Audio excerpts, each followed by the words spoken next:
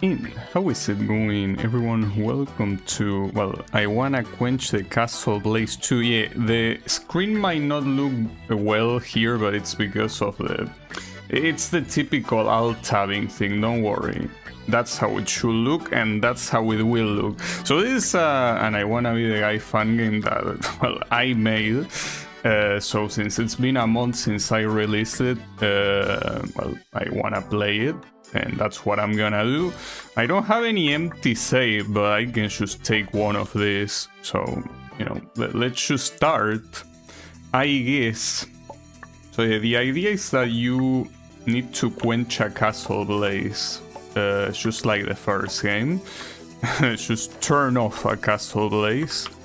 And that's where we're gonna approach. And that's a pretty early death. Yeah, I'm the dead, by the way. But you know, I don't have the fastest clear. You know, the fastest clear goes to my tester Norton.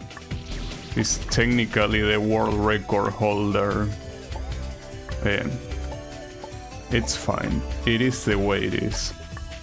Now, one thing about this game is that, well, you might notice it there, but it's a game that is supposed to be, you know, supposed to take place in like a Russian place, right? And the only reason for that is that, you know, wanted to do a game that feature a castle, but I wanted the castle to not look like the typical European castle like in the previous game, right? So here essentially what came to my mind first was, well, essentially that one Russian castle that, you know, well, it's so popular, I guess, except that it's not a castle, it's supposed to be a cathedral, but it's okay, the small details are not important. Basically, with that idea, I just decided to make the whole setting, you know, something that at the very least appears to be Russian. But yeah, well, what the things on the side mean, well, these ones are basically real estate, you know, signs. They just say shit like for sale or for rent, right? Nothing more.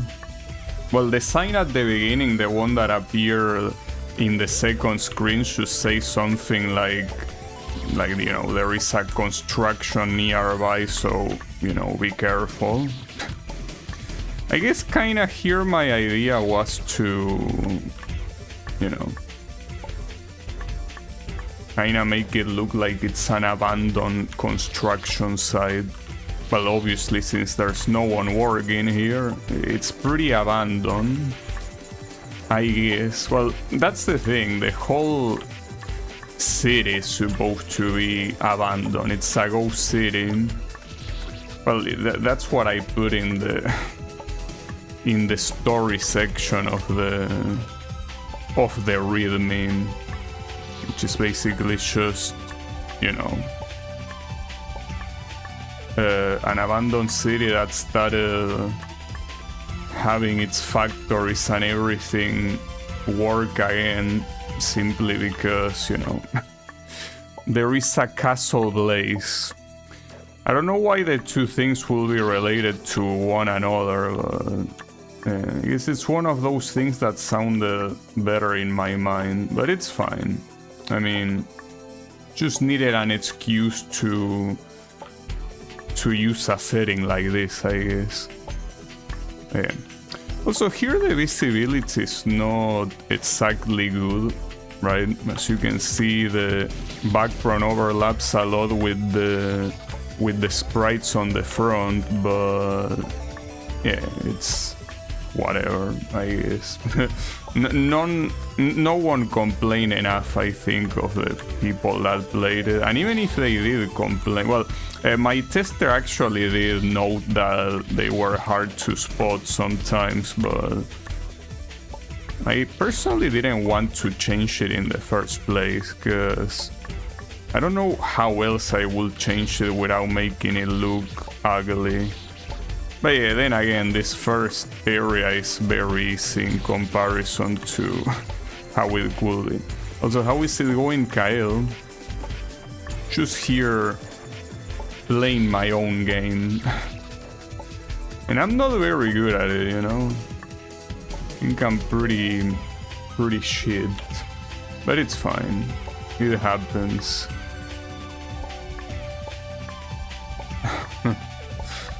I mean, as I already said, I'm not the fastest clear. Can you believe it? Someone actually is a faster clear. Yeah, playing with myself, of course. Also, how is it going, Wasabi? No, the rainbow blood is simply supposed to be confetti, because I don't like blood. I think that the blood is pretty, you know, disgusting. So to put an effect, I basically was like, well, what if instead of blood it's confetti? So it's confetti. It was also the case in the previous game, by the way, because again, I don't like blood. I really, well, I don't like blood. I don't like seeing blood. Of course, blood is pretty important to be alive, yes, but I don't like seeing it. Pretty, you know, it's a Peggy 3 game, of course. Yeah, I mean, theoretically, yes. This is a game that is for everyone. If it was to be rated by the ESRB, it will be yeah, Peggy 3. Well, the ESRB is not Peggy. Those are two different things. Well, you get the point. It will be rated E for everyone on the ESRB. Well, here, by the way, you know that this final, well, yes, spoiler alert, this is the final screen of the area. The idea here is that in the previous game, most of the final screens had continuous jumps until the end. I wanted to do the same thing for this one, but I mean, and I kinda do. It's just that for these first zones, I wanted to put checkpoints, because otherwise it will be too hard. Probably. I just didn't want it to be that hard that early on, you know. But then again, it's still a hard game. I don't like Godzishen either. You would have had a confetti sound effect. Yeah, but I think that the issue with that is that changing the default sound effects, believe it or not, seems like a big change for people that are used to fun games, right? So I didn't want to do that. But yeah, it would have been a good idea, but it would have been too distracting.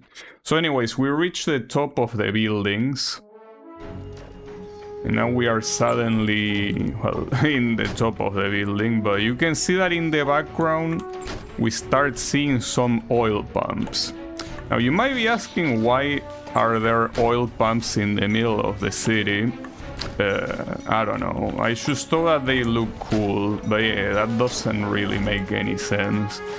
As far as I know, oil pumps, well, they could be in the middle of a city, but usually not really next to factories. Maybe I'm wrong, but I think oil pumps tend to be like in the middle of nowhere, because it's where you extract oil, obviously. Okay, multiple saves per screen. Also, you probably recognize this song, don't you, Kyle? I will be disappointed if you didn't. Oh, by the way, the previous song is from Ace Combat 2. This song is from a game that I play a lot, and so is the sprite, yeah. Yeah, the sprite... Kyle recognizes both the sprite and the song, so... The thing is that the sprite is, well, it's a minor monster called Noxious. from the game Ragnarok Online, and so is the song. The song is from Aimbroch, which is supposed to be the industrial city in Ragnarok Online, which I thought that it was pretty fitting. Of course, it's also an amazing song, probably one of the best songs in the game, well, if you ask me at least. So I thought it was pretty fitting. You know, I like the choice, well, obviously, otherwise I wouldn't have chosen it. That's the second Ace Combat 2 song you used thus far. Well, originally I wanted to make, like, the songs, I wanted to make them from the same games as the previous one. So that way it kind of felt similar, right? I ended up not doing that because there are some songs from other stuff that I didn't use, and, you know, some games in the previous game that I didn't use in this one. But originally the idea is to grab the songs from the same games. Well, in fact, that ascent thing on the first zone, like you going up the buildings, that's one of the first things that I thought of. After thinking about the castle. I mean, like, in this setting, how could you start? And I thought that, like, you will... Well, originally I thought of you climbing through the signs on the walls, like, I don't know, shop signs or stuff like that, but that was a little bit too much work, so it's just, you know, climbing on some random construction blocks, because that was a lot easier, of course. Well, and the same thing applies here. In fact, well, this is probably something that you might have noticed, but these are the exact same sprites as the previous zone, with the exception that they have, well, a different tint and also some random, lines that are like brownish to make it look like it's, how do you say that in English when something has been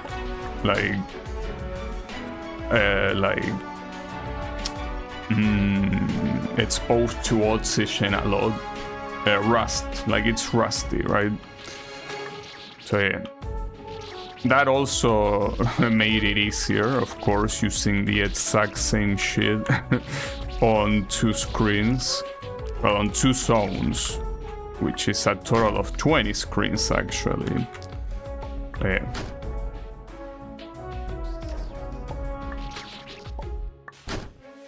Yep.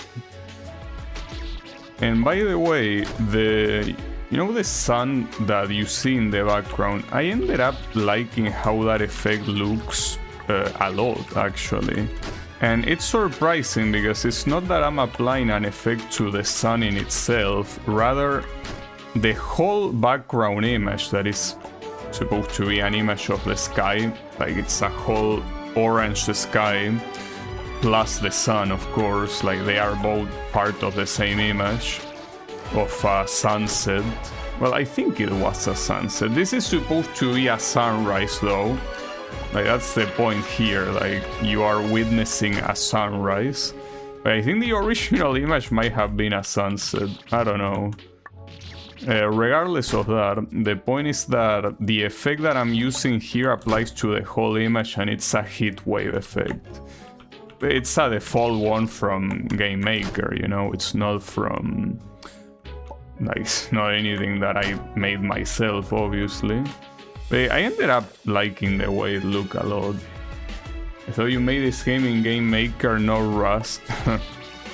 I'm definitely not making a game on Rust. That will be a little bit too much. Or well, on any programming language that doesn't already provide you with everything that you need, basically. Game Maker is that. It's both a game language and a development environment, so yeah.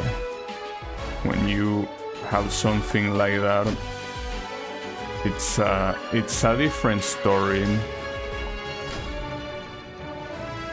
Now here you can see that I got maybe a little bit creative with with the screen design.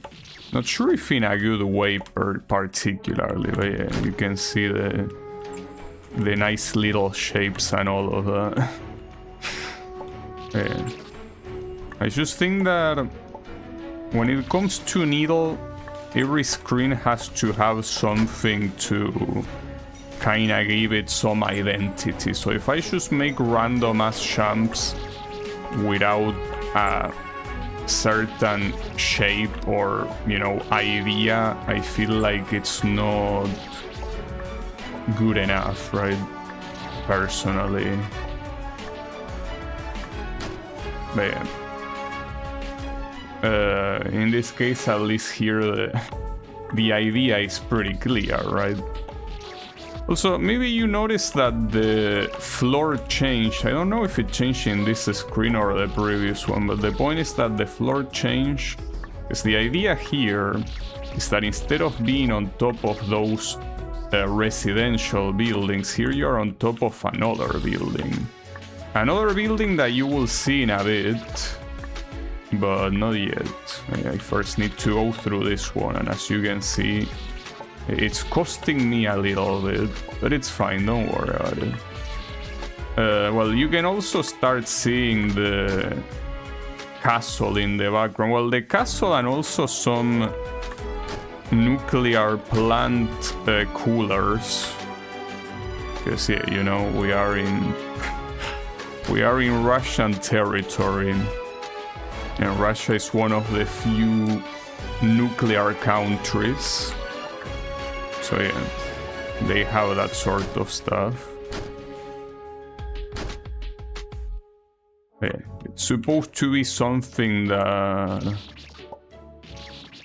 is a remnant of World War II, right? Those sort of technologies. Yeah.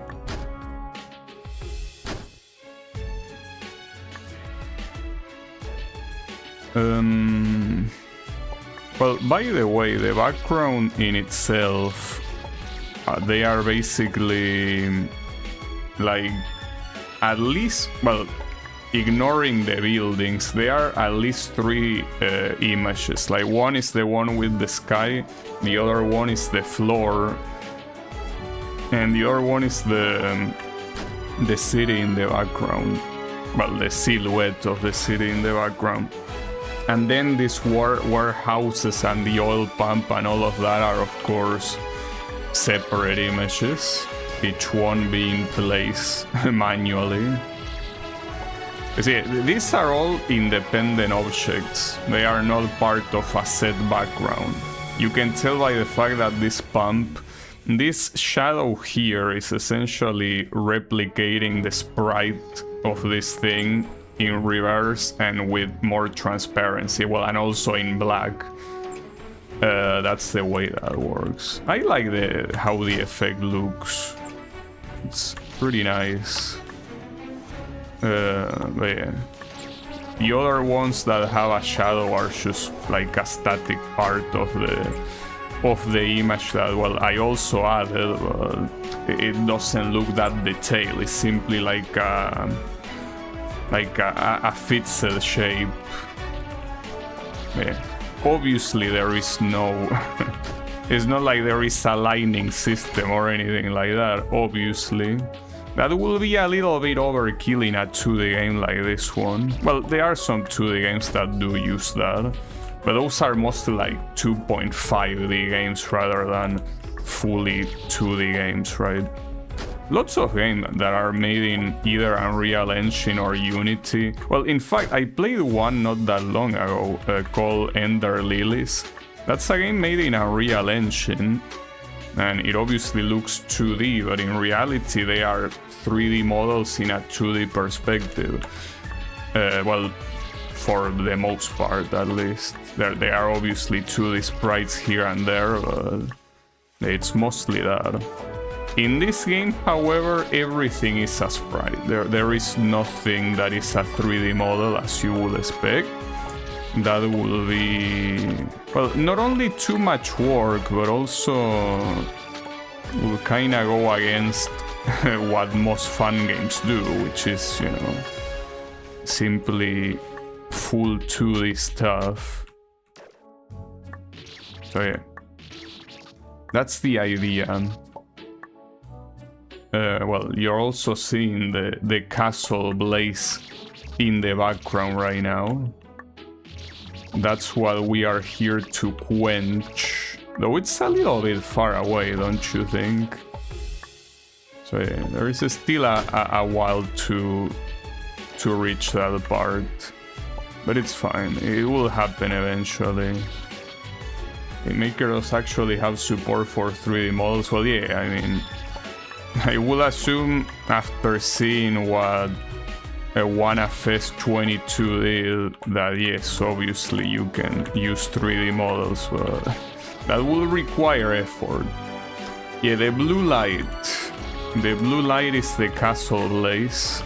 I didn't want to use another like orange blaze because my idea was that every castle blaze not only had to have a completely unique castle, so it couldn't have two equally looking castles, but also I wanted the castle blaze to be in a different color. In this case I picked blue for, I guess, the simple reason that it's one of the colors from the Russian flag, right?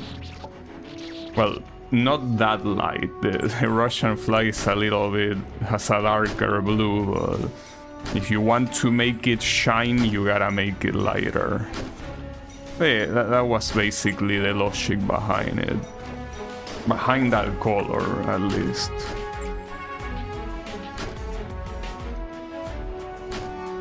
Okay.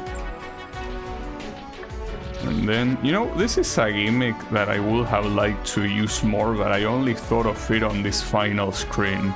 The fact that you pick one of these and then you go back through spikes that have this inside of them. I thought that when it was already too late.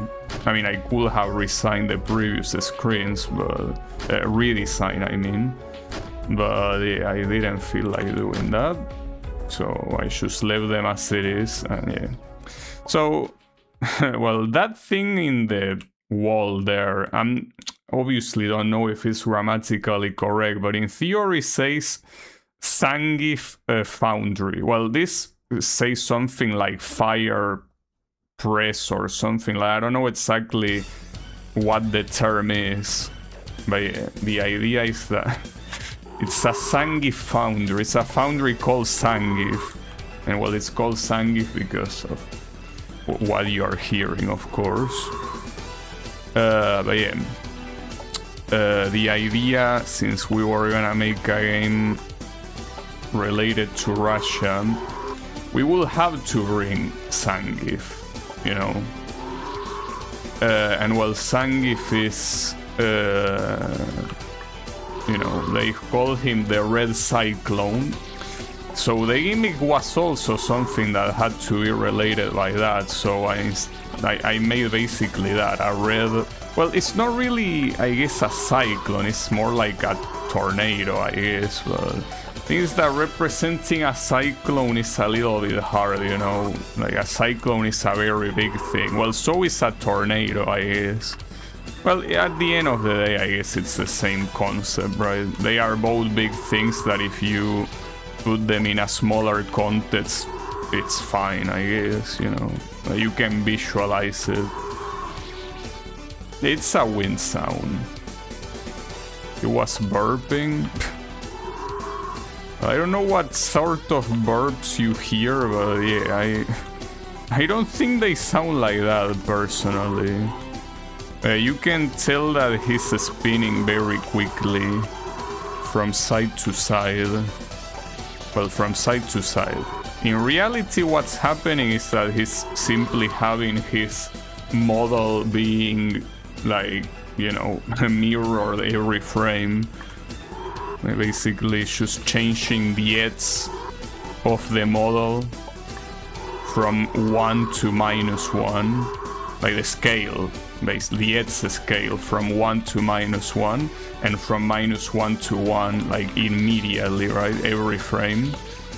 But yeah, it kinda makes it look like he's spinning. Or at least in my eyes, it makes it look like that. Wind is usually higher pitch. Yeah, but this is a cyclone, you know? It's supposed to be a red cyclone. So it's strong and all of that, or something. Well, originally, by the way, I kinda wanted to make this look more like the original Street Fighter 2 Foundry, but yeah, that's something that will clash a lot with the way I wanted the game to look. But this thing that you see here is actually supposed to be Zangief's Foundry. It's just that I don't know exactly where it is from, but I found it somewhere. Well, you can also see the flag of the USSR in the background. Because yeah, when Zangief got created, there wasn't Russia, there was the USSR. So yeah, that's that flag. But yeah.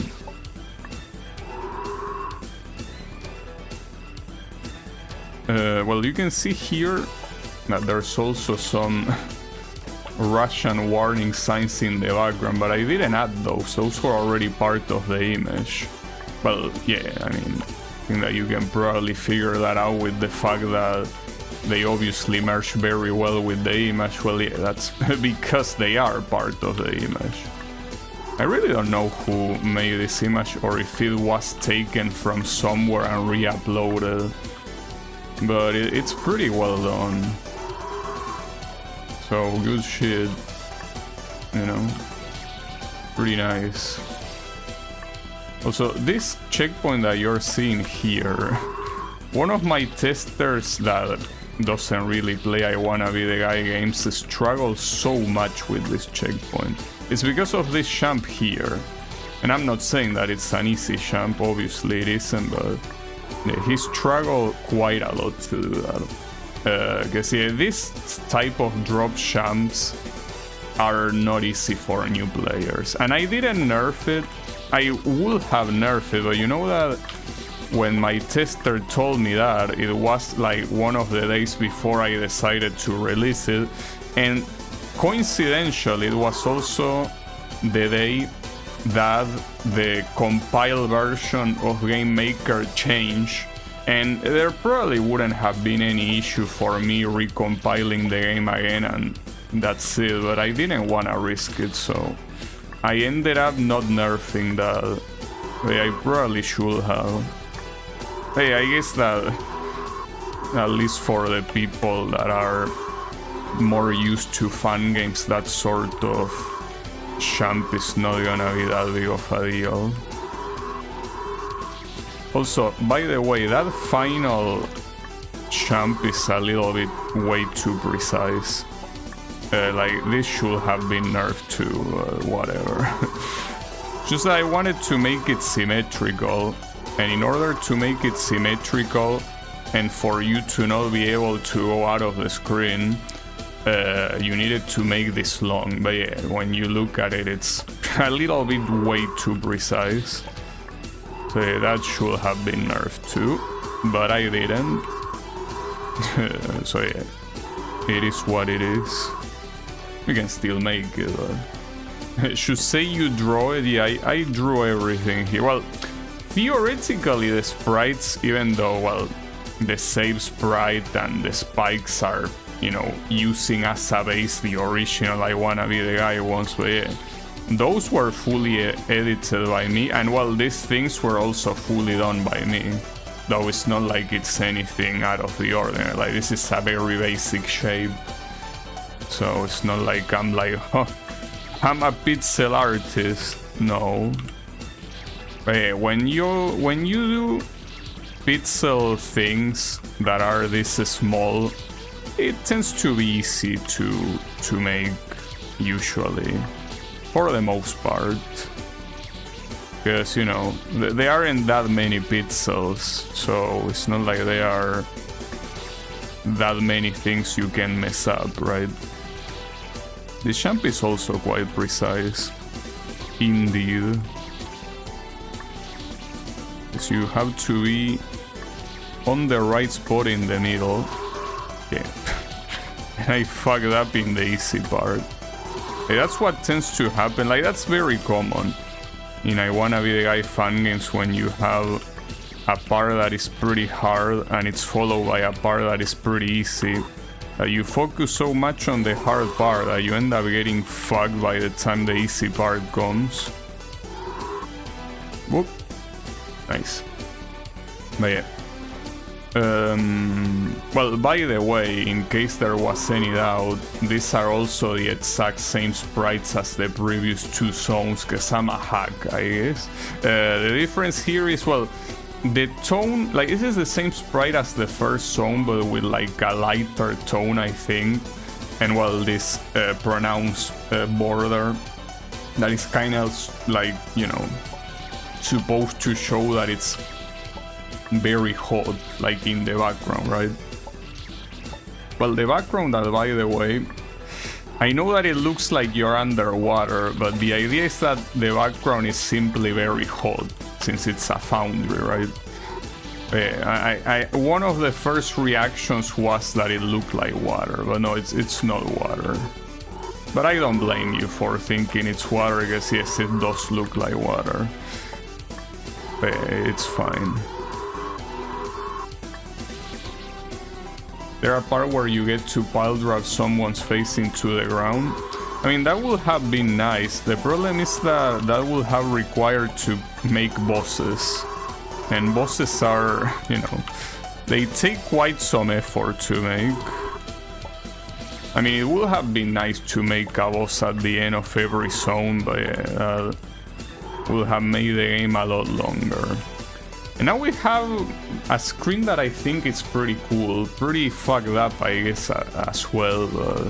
Essentially, you have very common champs. The first one here being a gate champ, and you have to do it through this power, right? Like, this champ is one of the most commons in fan games, but I told to myself, do not make gate champs a thing. There were a lot in the previous game, and they tend to be very unoriginal champs, and also they are not that easy. So I told to myself, okay, if you want to make gate champs, make it in the context that they are related to the gimmicks. And so I did that, and that's basically the first gate champ in the game, and there are not that many. Well, this is also like a mini spy gate champ, but yeah, it's slightly harder, but not that big of a deal. And then finally, a plane champ. This is one of the hardest basic champs in fan games, but well, and it's not easy here, but the thing is that with this gimmick it's not close to impossible, you know, like it normally is. Plane champs usually are never used in any fan game that you want people to beat, because yes, they are indeed pretty hard. Normally. But as you can see here, well, I'm dying right at the end, but the point is that yeah, you do it like that. For this one, I guess the trick is tapping very slightly when you're in between the two spikes. That sort of thing works. But yeah, it's still not an easy champ. I thought it was a cool little screen. Like, basically, what if we did this very popular basic champs, but we did them with a gimmick, right? Which is not something super original in itself, but it was a cool thing to do. And you know that you have to think of new things constantly, because I mean, that's the hard part. Even though needle games like this one are the easiest ones to develop, I feel like if you want to make something nice, you need to think a lot of what you want to make, right? Like, it's hard to think exactly how you want every screen to be, to make them look different from each other, right? But here we are in a pretty fishy room. You see, those things look like fishes to me, even with some of them like being hooked, right? It's not like they are intended to specifically look like fishes, but you know, when you think of what you want a screen to look like, you start doing random stuff until an idea pops up. So I just went with this for this screen. Well, it's also, by the way, the first screen in the game without checkpoints, and that's mostly because, you know, it's not that many jumps, though of course it's still challenging.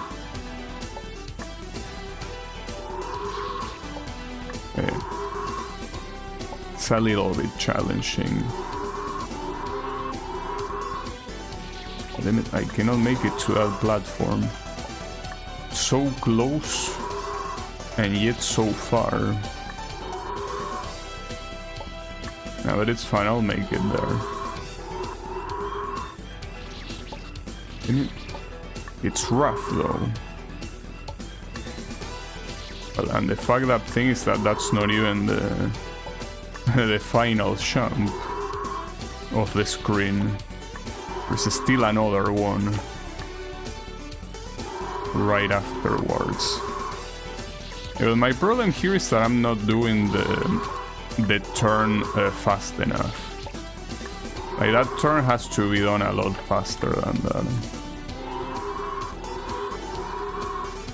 Okay, that works. Oh, really? Come on, that jump wasn't that hard. Okay. Got it. Okay. So this is the final screen of this zone. It's also another one of those where you're supposed to continuously use the jump refresher. But as I say before, I don't want these things to be a single checkpoint. So here you have two of them. Have two checkpoints. Okay. Essentially here, by the way, the idea is that we are going down, well, in this whole time we basically went down this foundry, and now we are essentially at the ground level, because I mean, if you remember the first zone, we went up 10 screens, and here we're going down 10 screens, so here we're essentially at the same level as the ground.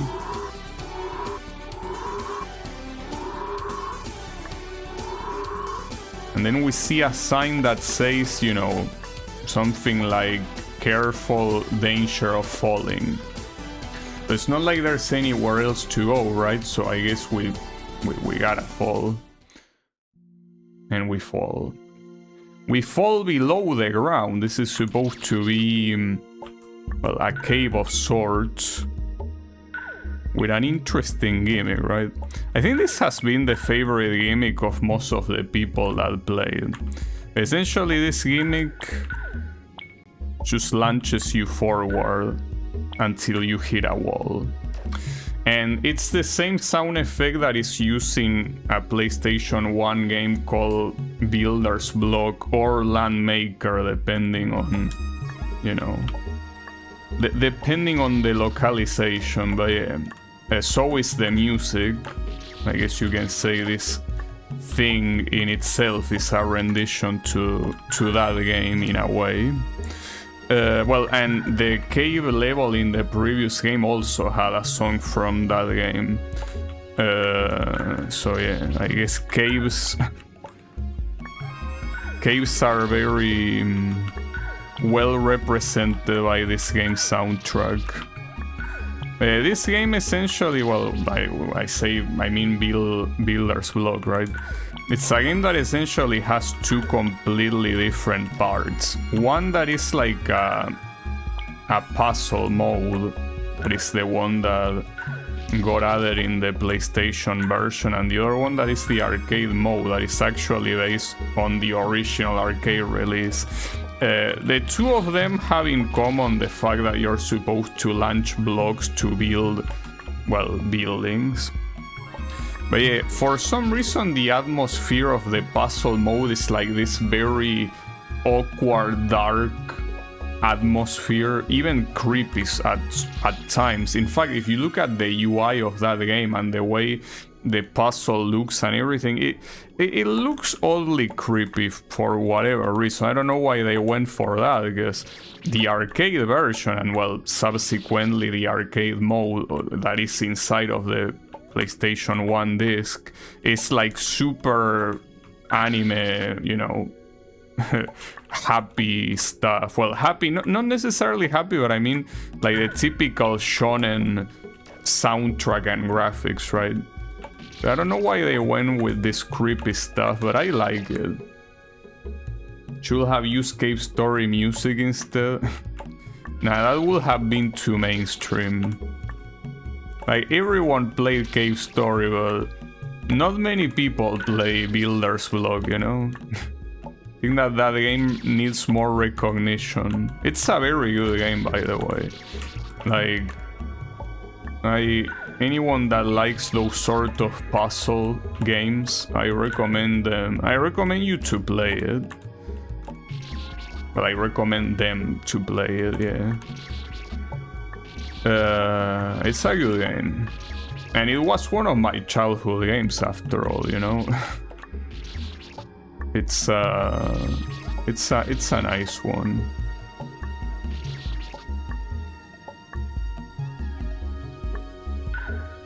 Yeah, as you can tell here, just as I mentioned that game is supposed to be a puzzle game, so is this gimmick. This gimmick kinda turns the game more into a puzzle game. You gotta know exactly where you are supposed to activate the champ, where you need to bounce, and what you do after you bounce, right?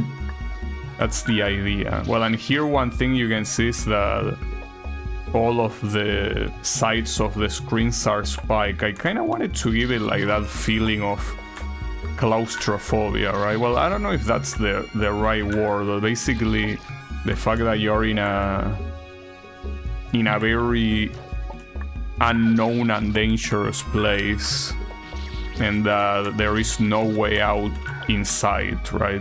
Like you need to survive this place. I checked your VOD of that game only to run into this exact same song. Yeah, that's because the puzzle mode of the game only has 3 songs that play during gameplay. Basically, the first one is one that I haven't used yet, but it's... I mean, if I make another game like this one, I might use it. And at that point, I run out of songs to use from that mode. Well, the one that comes afterward is this one, and then the one that comes last is the one that I used in the previous game that is a lot more like animated, right? A lot more upbeat.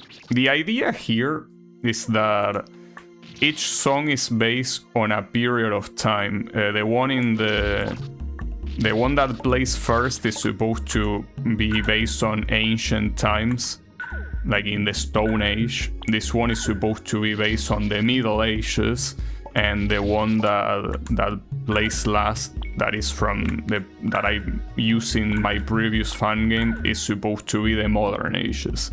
I mean, that's their name. That's how they are called as songs. In the game, they are not really using that context at all. I guess they just told the composer, hey, make songs with this motif, right? Like with this theme. And she was like, yeah, sure. And yeah, it's a she. I think, if I'm not mistaken, the composer is Sayoko Ueda, I think. But, well, back then, by the way, a lot of video game composers were women. Well, in fact, the Zangief's theme that you heard was, like, the entirety of the Street Fighter 2 soundtrack was composed by a woman. Yoko something. I don't remember her actual name, but yeah, it was a girl. If I'm not mistaken, didn't she also... Well, I'm not sure if she did the character design too, but I'm pretty sure she was the composer. Yeah. Well, and not to mention Castlevania, like the song from those games was also composed by a woman, at least the NES ones. The ones later, probably, the original songs were also by a woman. I remember an interview with the woman that did the sound for SF2. They had to remake the punch sound so many times. I could imagine that making a punch sound in a, well, in the first Street Fighter 2 was in such a shitty machine. Like, it was a very old machine, so it's not the same as like new challengers and Super Turbo, right? Like, they had a very rustic system that still worked fine. But I mean, if you play the original Street Fighter 2, it looks and sounds rough. It's still a masterpiece, of course. It's what defined fighting games, and I mean, it's still a playable game nowadays, It's just not very competitive. Your idea is to play it against other people. It's a very good standalone game, right? So, yeah, but obviously the technology they had to use was very rustic. But hey, that's precisely why it's so impressive that it's a genre-defining game. With how little they had, they could do something like that. So Street Fighter 2 really has to be, from a technical standpoint, probably one of the most impressive video games out there. Well, not to mention one of the most influential as well. It's a pretty cheeky screen. It's like a cross, well, not cross, but like an asterisk shaped screen. You're supposed to go from side to side by taking this refresher. Like this. I thought it was a cool idea. Though here you're also about to see something that I'm not very proud of, which is the jumps here. And I might struggle as well, but this jump is not easy. And I didn't nerf it, I don't know why. I guess because I didn't know how without breaking the whole structure of the checkpoint, but this is not an easy jump to do. The rest is not that big of a deal, but basically here you kind of have to jump in between these two spikes and then double jump, because if you try to do it right away, it might be possible, but it's super precise. And that wasn't the intention. I just realized that was the case after testing it a couple times. Something like that, basically. You jump in between those two spikes and then move on to the next platform. But it's still a very tricky jump. So if you struggle with it, yeah, don't worry, it's hard. You will struggle with it. And yes, it is my fault, not your fault. Well, and here, I obviously had to add this wall, because otherwise this will be a 16-pixel jump. And they are not particularly easy. Okay. Also, I don't know if you realize, but there's also a little effect in the background, right? If you look at the background, it's actually animated. That's also a default Game Maker Studio effect. I'm not exactly sure how it was called. It's something like fractal something. I don't know exactly fractal what, but it's supposed to be like some phantasmagorical looking thing. Fuck 16 pixels, yeah, I know. Yeah, basically my previous game made me learn how many things fan game players don't like. So the obvious one are, the spam of gate jumps, corner jumps, and diagonals. Like, if you wanna use that, you need to be creative. Now you cannot just use them and that's it.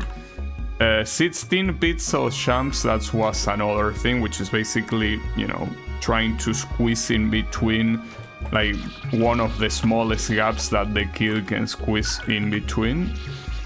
And then another thing that I learned is that they don't like full champs, or at least not having too many full champs, right? So I did some, for the most part, some short ones. This one might be a little bit confusing at first, but what they are intended to do is to champ like that. That's the idea. Yeah, and then this last one is a relatively hard champ to make.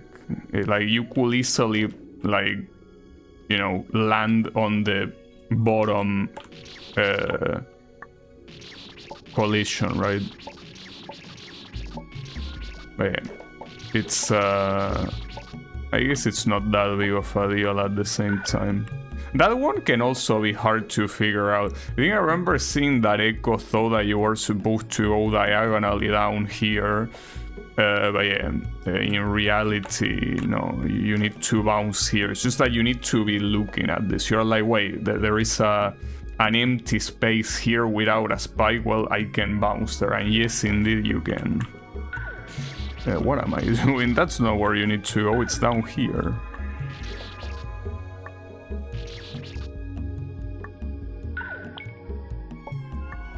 But yeah, the idea is that this is mostly the puzzle stage. Yeah, I think it essentially has been one of the favorite ones, at least the gimmick. I don't know if the zone in itself, but the gimmick is something that was very well liked. Which I'm glad. I mean, I like this gimmick too. I do think that the difficulty of this zone might be a little bit elevated, maybe, but yeah. Well, especially here towards the end. This is the second to last screen of this zone, and the last one can get a little bit wild, but, well, it was nerfed. It used to be a lot wilder. This one, I think it also was nerfed. The thing is that I nerf a lot of things in this game when one of my testers played it, because, I mean, yeah, that's the point. Like, differently from the previous game didn't have testers, so I wanted to have testers in this one precisely to make sure that it wasn't too bullshit or unbalanced. So when one of my testers beat the game, I basically started nerfing many things, because that's the point, right? Like, otherwise, why do I even have a tester if I'm not gonna follow what they think that can be changed, right? Yeah. Unfortunately, I still realized that this game was gonna be too hard for regular players that are not used to fun games, because, well, precisely one of my testers, as I mentioned, does not play fun games, and he couldn't even get to this zone. Like, he was stuck in Zangief zone, so yeah, it is what it is. An attempt was made. At least it is a way easier game than the previous one, that's for sure. Like, the difficulty is not even close. They are two very different games in difficulty, but it's still not easy enough, unfortunately, for non-fun game players to play. It's still on that level of difficulty that is just uncomfortable. The answer is so that you can say you got it tested even if you're too lazy to fix your game. Yeah, there's that. Yeah, I hear that a lot of I Wanna Be the Guy makers, even though they have testers, they don't care about what they say anyway, so pretty funny. So yeah, this is the final screen. You know, it took me a while to design this screen, because the idea was to make a screen kind of like in a grid pattern with, you know, as you can see, the squares being placed symmetrical to one another. And well, obviously to make the screen interesting, I had to add some platforms here and there, of course. But yeah, the idea is that I wanted to work with that base, and it wasn't particularly easy at all. And as I say, it used to be harder before I nerfed it. You know, I expected one of you to mention Discord. See, apparently Discord is banning people for posting grids because apparently it's used as a filter for other illegal material. So if you post a grid, you can get automatically banned, which is pretty funny. But yeah, it is what it is. We are out of the cave though, and into this. Now, this gimmick is very unfortunate.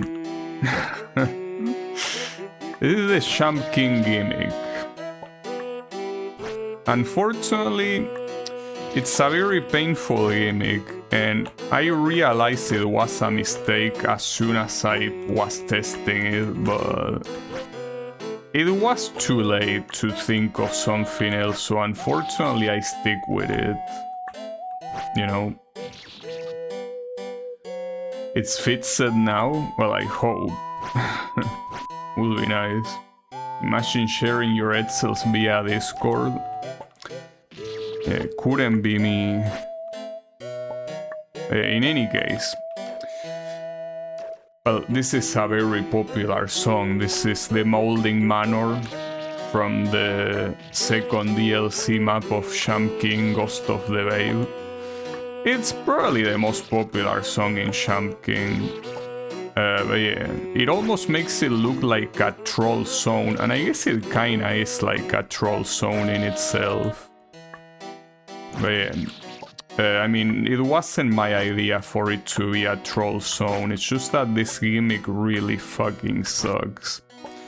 You can say it's a very unique gimmick, and I mean, I'm not denying that, but it's a gimmick that is very unconventional and very painful to execute. Basically, the idea, in case you haven't figured it out by now, is that you hold the champ button to decide how, you know, far the champ goes. Just like in Champ King. Champ King works like that. You hold the button to champ, and depending how much you hold it, you champ higher or lower. The thing is that, well, here you even have the added thing that you can see the bar. That's something that in Champ King you don't, but even seeing the bar, this is so hard because it's very sensitive, right? Like, you change the value a little bit and it can send you flying or make the champ too small. So sometimes it ends up feeling like you are doing RNG champs. No, believe it or not, it's not RNG. Well, and another thing that is a problem with this gimmick is that it's kind of a hacky gimmick. The way it works is essentially that the value that it's received by holding the button is kind of like added into like the champ's, I don't know exactly what variable it is, so I think it's the vertical velocity, but what you're doing is not really a champ in itself because you like let go the champ button. In reality, what's happening is like you're doing a super low champ, like the lowest champ possible, because it happens when you let it go, but that champ, since it has such a high, or rather it can have such a high vertical velocity, it ends up going super high, but it's not the natural way of making a champ, so I basically have a trick. So something that you can do, though I don't think I should show it here because probably need to go to a place where I can better illustrate, but there is essentially a trick to this gimmick. So essentially, well, let me see if I can do it here, if I can demonstrate it, but... Like, essentially, if you press the jump button while you're going up and release it immediately, like basically just tap the jump button as you are going up, you can cancel the jump, because it's like if you were holding the jump button and you let it go, right? So yeah, this gimmick is so hacky that you can even just interrupt your jump, so you could theoretically always do a full-length jump, and as long as you cancel it, it doesn't matter, you know? I don't know if that's easy to execute, because I haven't really tested the game doing that, because it's obviously an exploit. But yeah, I wouldn't blame you, of course, for using it. In fact, you probably should use it. Because trying to calculate the jump strength is a pain in the ass. So you can basically, well, at the same time, I guess it depends on the jump. Like doing a super high jump in a very small place, even if you can cancel it, is probably not the best idea. So I don't recommend it. But yeah, you could if you want to. But in any case, so here another thing is that, well, one of my testers thought that the background was supposed to be a forest. It's not a forest, it's a stone wall with a lot of moss. It's not a forest, because the idea here is that you're trying to climb up to like the ground floor, and originally I kinda wanted to make like a sewer looking area, right, with like some things that made it look like you were in like a place close to a factory that is spewing, like, you know, factory waste. But that feel like it was too much work to find the right sprites to do that, so I ended up not doing that. So I instead did this, which is a little bit more generic and probably not as fitting, but considering that it's supposed to be like an even more abandoned area of the city, I was like, yeah, let's just make it a stone wall with, you know, with moss. Yeah, basically the cave is supposed to be below the foundry. Like, if you paid attention, the foundry, the cave went like down, right, down, right, down, right? So here you are technically below the factory, well, the foundry, but you are to the right of it. So here we exit the cave from the right side, and we are in another area that, even if it is still below the ground floor of the city, is not in the same like vertical space, if you want to call it that way, as the foundry. It's in another vertical space. And here we're climbing to the top right, because as you can see, well, it's something that is not that important, but like the effects that you see in the background of those lights falling from top to bottom to the left, that's kind of supposed to make it look like that's where we are going, and that's where, you know, like the direction of the stone wall, right? Like those things are sliding down that path, and we are kind of climbing it. That's the idea. Also, this is surprisingly a checkpoint that Echo didn't use, but you can just do this, you know? Like, it's just that it's a checkpoint that is out of the way, and if you wanted to speedrun this, you wouldn't take it, obviously, but yeah.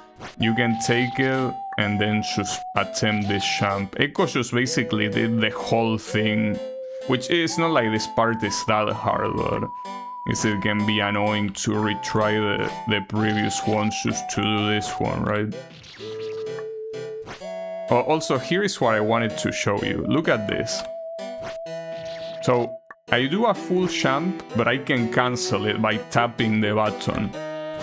Like, otherwise that thing will kill me. See, this is what happens if I don't cancel it. But if I cancel it, you can stop there, right? So that's basically the exploit that you could use if you're tired of this shit gimmick. And again, I don't blame you for being tired of it. But if you want to make it easier, that's what you can do.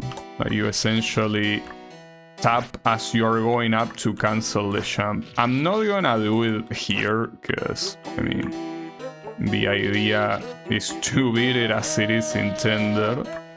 And it will be a little bit unfair, right? That I don't show the intended way and instead I show, you know, some exploit. Well, I show the exploit, but I mean that I'm not gonna use it to beat it. I gotta suffer like everyone else, you know? Otherwise it wouldn't be fair. But as I say, all the testing I did it without taking into account that exploit, because yeah, it's not... that's not the idea. You cannot, as a player, know that exploit exists. But yeah, it's a cool exploit, honestly. Like, if someone bothered to speedrun this game, that will be something very useful to use. I mean, I'm not gonna speedrun this game. Even if it's my own game, I don't like speedrunning.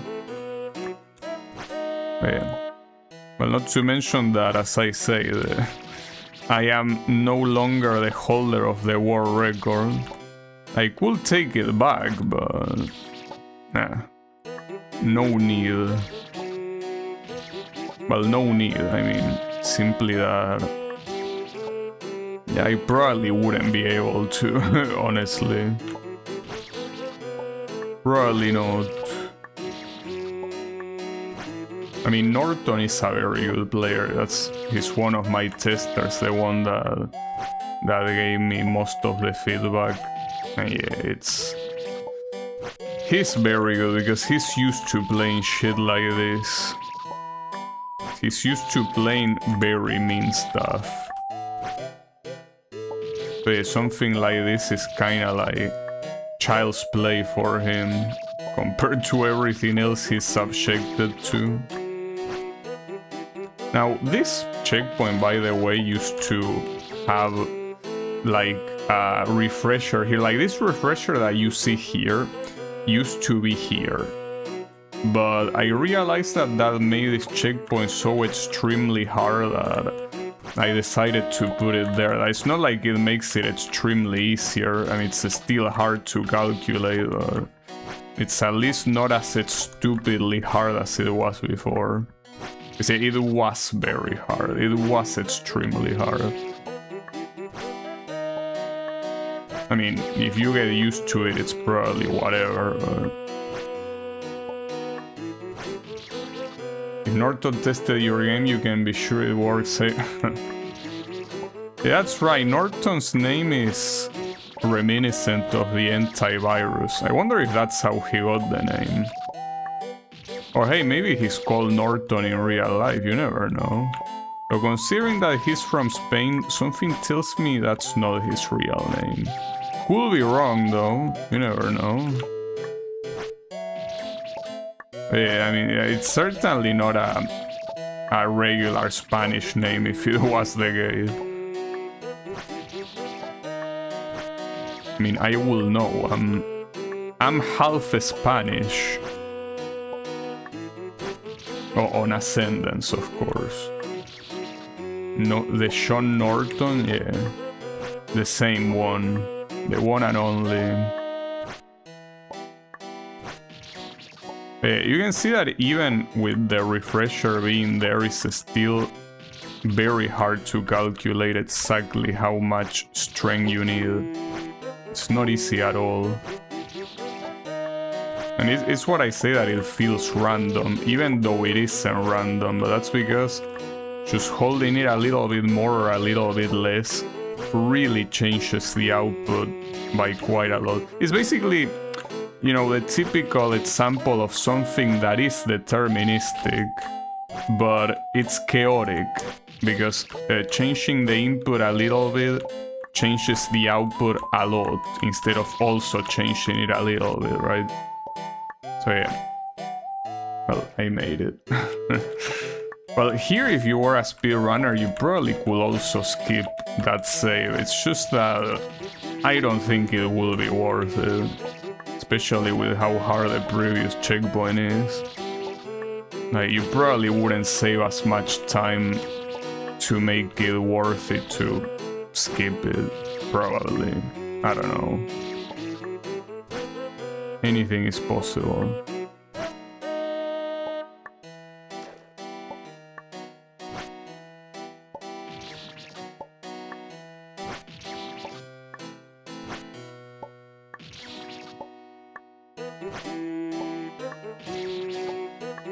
The idea is that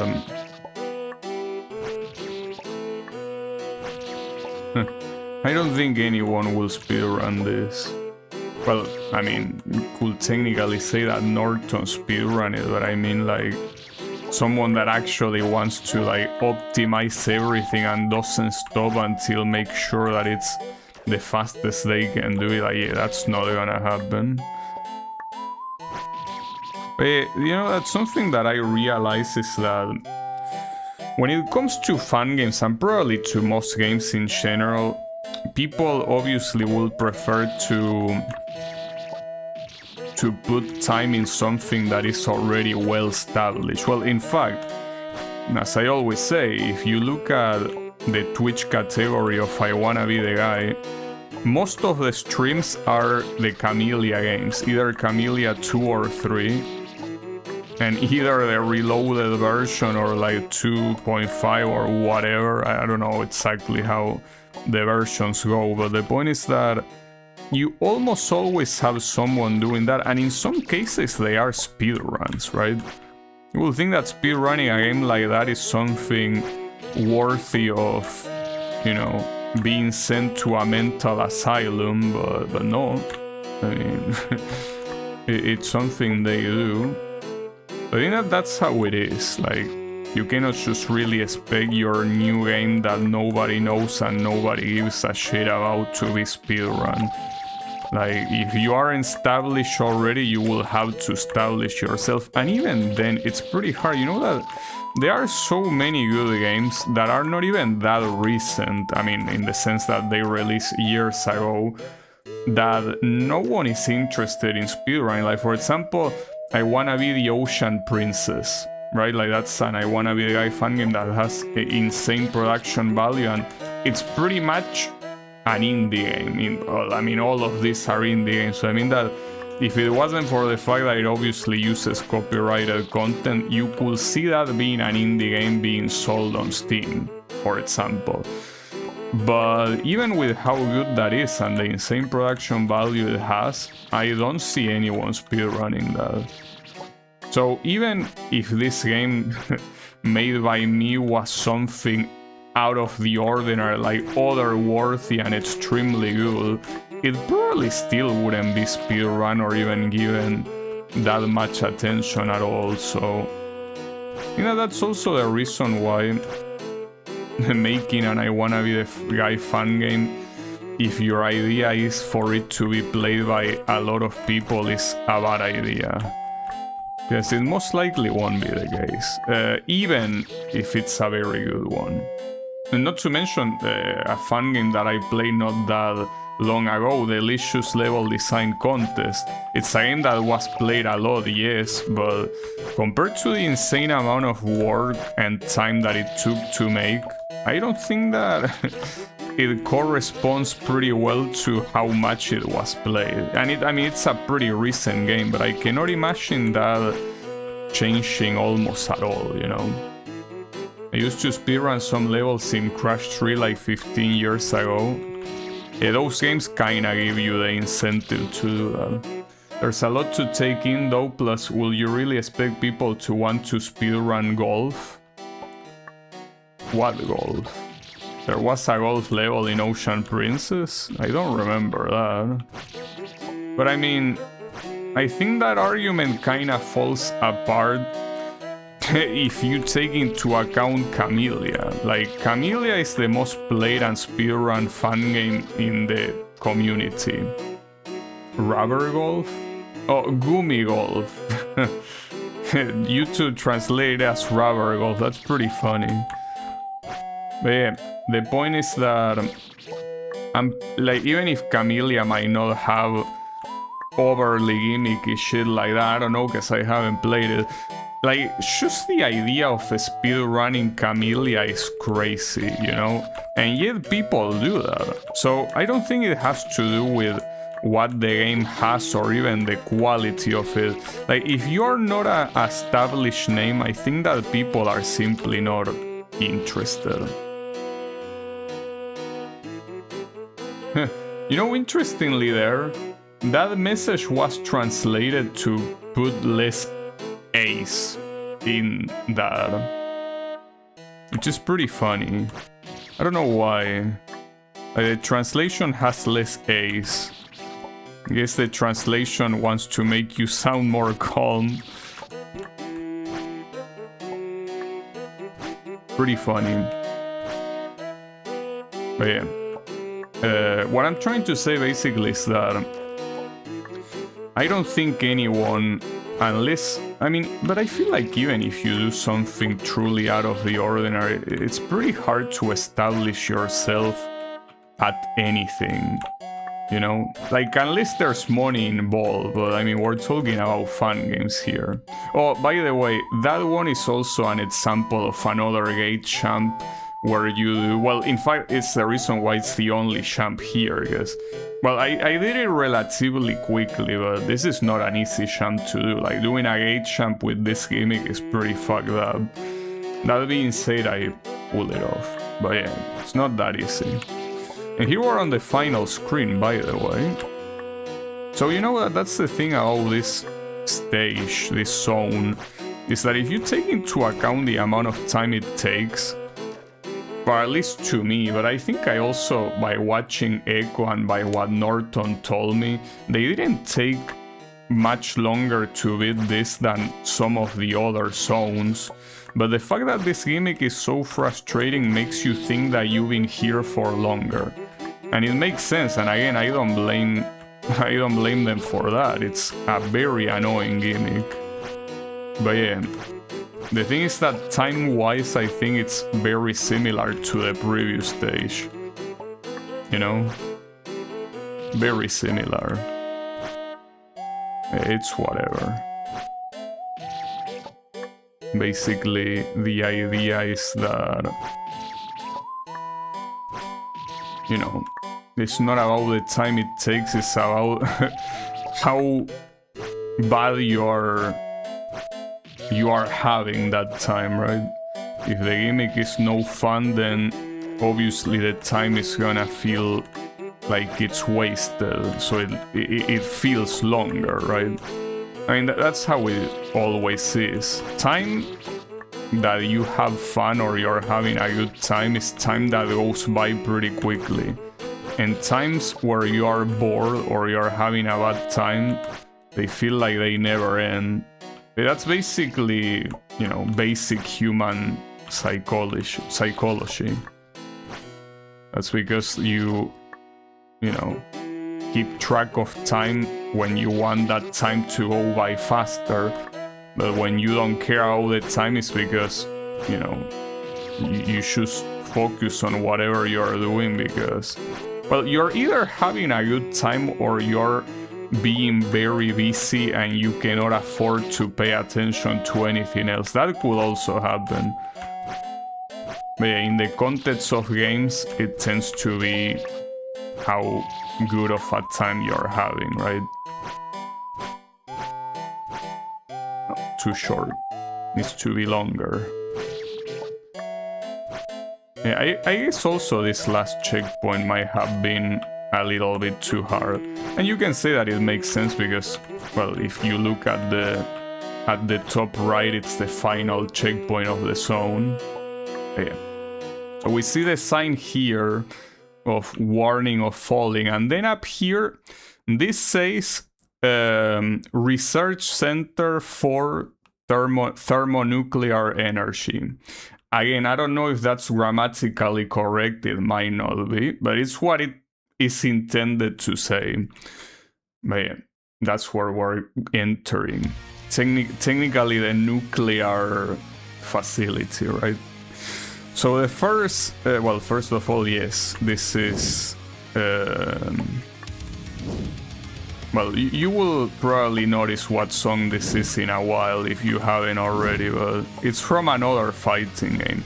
So here it says personnel only, well, authorized personnel only, something like that.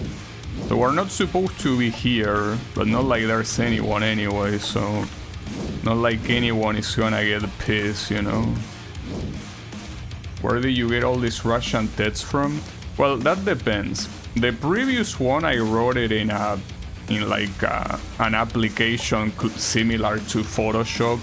I just typed this, like copy pasted the Cyrillic that yes I took from a translator, and you know just put it in the game. This one though, these are actual signs that you can find in Google, most of them. Some of them were slightly modified by me, but for the most part these are just straight up signs. That one says the same thing pretty much, like something like don't go any further, only authorized personnel or whatever, something like that. The idea here to me, like this is also one of the songs that I had in my mind for a while when I was thinking of making this game. I had it a little bit different in my mind though. Like I thought about things like, you know, like a fire floor that if you fall you die, and also like jumping fireballs like the one from Mario. But since I ended up making this still a relatively traditional needle game, I didn't want to put any gimmicks that will deviate from needle. Like the gimmicks themselves, like will just be related to the jumps and not so much the obstacles, right? Then my idea is that the warnings that you see on the wall will escalate, right? Like it starts with, you know, regular stuff, well, regular, like relatively harmless stuff like, hey, this is only for personnel, for authorized personnel. And then here you start seeing like more physical danger. So here, if I'm not mistaken, it says danger, moving parts. Or moving mechanisms, I think, is what it says. Which is a lie, by the way. There are no moving mechanisms, at least not visible ones, but I guess you can say that that movement in the background is kind of a way to show that something's moving, but you simply don't see it. It's a convenient way to put no effort, I guess. Oh, and by the way, that effect in the background every time that you change the room and not the screen, so basically every 2 screens, you will notice that that effect gets faster. It's something that I didn't think of at first, but I realized that it would have been a cool way of kind of showing, hey, things are getting more dangerous, right? Even though obviously this is all decoration and doesn't really affect the gameplay whatsoever. Well, by the way, in case you didn't notice or you didn't know, this is based on Cinder, which is a character from Killer Instinct, a fighting game. And well, the thing about Cinder, probably one of the most iconic things he has is a very cheap move, which is a forward charge. And this is pretty much the Human Torch, you know, from the Fantastic Four. Well, basically that forward movement is like a fireball coming at you. So this gimmick is kinda intended to mimic Cinder's move, right? And this song is actually the official Cinder theme from the Killer Instinct reboot. If I'm not mistaken, released in 2012 or 13, one of those 2 years. And this was, by the way, composed by Mick Gordon, which is pretty cool. But yeah, it's probably one of the best songs from that game. Like, I've been obsessed with this song ever since it released. Well, nowadays I guess not so much, but it's, to me, a fantastic song, right? Very well done. I also had to edit it, removing some parts and changing the place it loops, because otherwise it wouldn't sound good as a background song. And well, the thing here is that Killer Instinct music, at least the reboot one, is dynamic, so even though there are full versions that, you know, Microsoft release, well, Microsoft, I guess in this case it's Double Helix, I think, was the company working on this at the time. Well, either that or Iron Galaxy, one of those two. That they actually released the soundtrack, like with an actual, you know, format to make it, you know, resemble a regular song and not a dynamic, you know, a dynamic collection of song parts, right?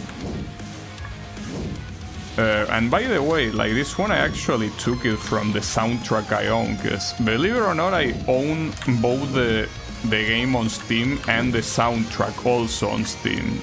So I just took this like straight from that. Probably one of the few soundtracks that I own on Steam, but I think this one definitely deserves it, because it's an amazing soundtrack. It's very good. Also, by the way, all the way up until this zone, I have been using music from the same games as the previous one. Because yeah, the previous one also had a Killer Instinct song. It was Thunder's theme. I heard enough Street Fighter soundtracks to pick up on the dynamic music on my own. Yeah, Street Fighter also has that sort of dynamism going on. In the Killer Instinct reboot, though, the dynamism is a lot bigger, because the song changes every time, like you do a combo breaker or a counter breaker, or like you do a high level combo, right? The music gets more intense, or like it resets and shit like that, right? And then of course when you are in danger, you're about to go down, it changes too. They did pretty well with the remake. Well, by the way, here it says, I think it says Danger Zone or something like that up there. Something similar to that. Even more than Street Fighter 4, yeah. Even more than Street Fighter 4. Well, I mean, you can look it up by yourself, but yeah, in the Killer Instinct reboot, many things affect the song, like in-game actions, not just like the stage the fight is on, like doing moves affects the music too. So it's pretty well done. Well, by the way, here it says something like, I'm not exactly sure, like burning something, like it basically says that there is hot surfaces, right? And well, I wanted to replicate this little logo and I did this. Normally I wanted to have it exactly like that, I didn't want it to be cut like this, but if it wasn't cut like that with this gimmick, you couldn't really do much, unless you just have it as decoration and that's it. But I wanted you to go through that, so I needed to make some cuts. Yeah. And here, when you're at the left side of the screen, what you do, I'll show you.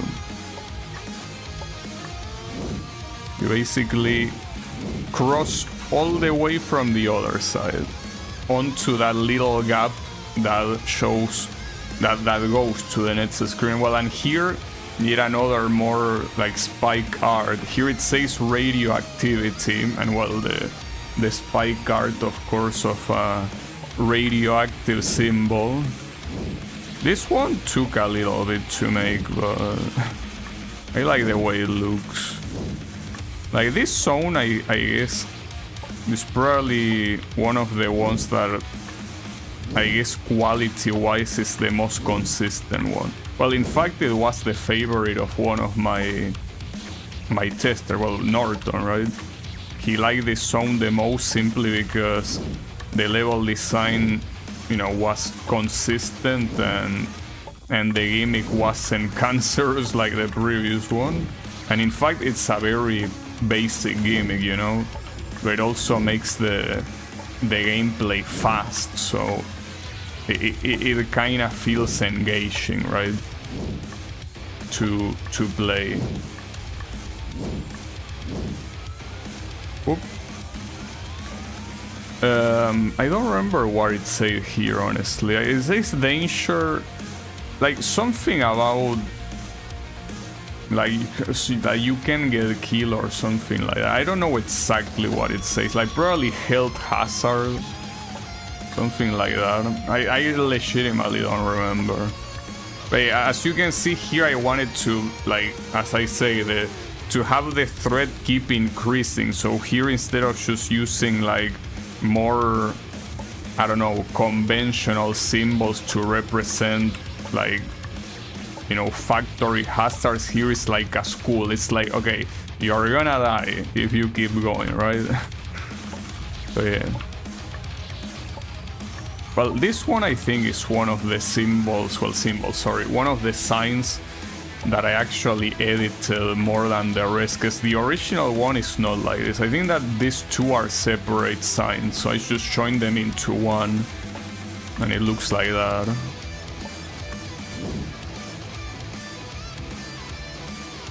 You've been doing a lot late.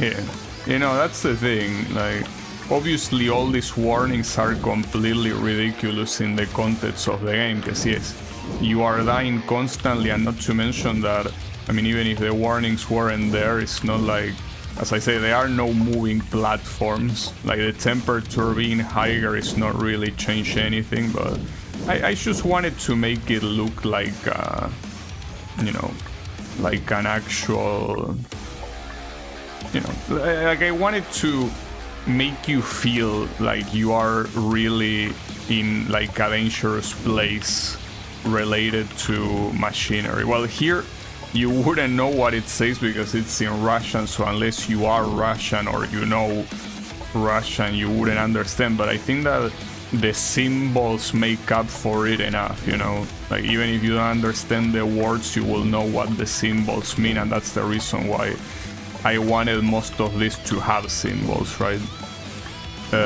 Well, by the way, speaking of trying to get into the setting, this is supposed to be that nuclear central that you saw from Zone 2, you know, when you saw the castle in the background, you also saw two coolants from, like, with the nuclear symbol. Well, that's what this is supposed to be. Like, you're supposed to be there. You made it to the part that is closer to the castle. Basically, you went right enough to be where that thing is. And we are slowly but surely approaching the castle, because in case you haven't noticed, every time you finish a room, not a screen, a room, you go into like it's not really a door, it's more like a door frame, I guess. But basically what tells you is, hey, you're going deeper. Like, you're not going right, left, up or down. No, you're going deeper. Like, you're going where the castle is. That was my idea. So yeah, here we are getting closer into the castle, even if we cannot really see it. But yeah, the castle is getting closer. That was my idea, at least. I hope. Because, you know, these are the kind of things that I think about. But as a player, you don't really pay attention to those things. Because, I mean, why would you? It's not like it's gonna affect the outcome or anything like that. So that's the reason why I say that a lot of these little things that took me a while to think of and execute, they weren't really necessary, and they probably were like a waste of time at the end of the day.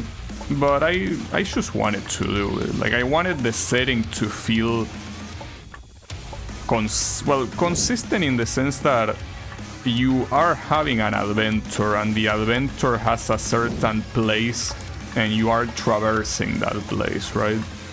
That's what I wanted it to feel like.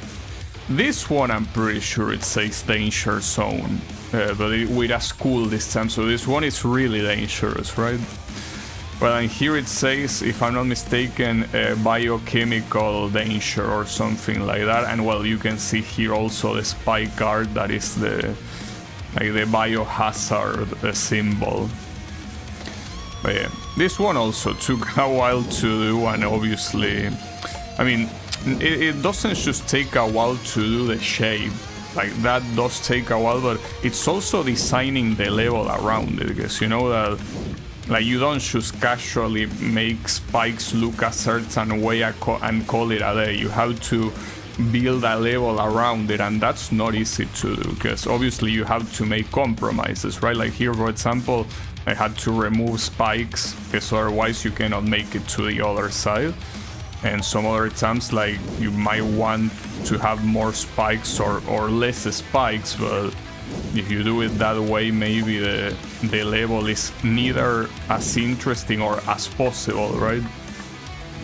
So yeah, it's not easy to do this sort of shit, which is the reason why I think that it's probably not a good idea in itself, because these are things that are not really, as I say, things that most players really take into account. And again, I'm not blaming the player for that. I'm simply saying that this feels like takes a lot of effort for very little impact to the player, right?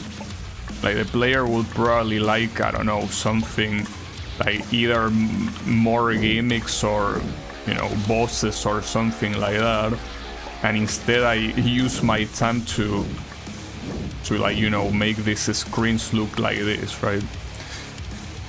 Well, by the way, a lot of people die here because they hold the fireball and then hold right, and yeah, this one is my fault, because even if you have this to stop, you don't know you're supposed to just do neutral input. So essentially both my tester Norton and, well, Echo, when he played this, they both die there, so that's definitely something I could have changed, but I didn't, I guess. Because at first I thought that it was, well, I guess it's just Norton that fell for that, but then when Echo also fell for that, I was like, okay, maybe most people will fall for that. So yeah, obviously by the time Echo played, it was a little bit too late. So I'm not sure how else I would have done that.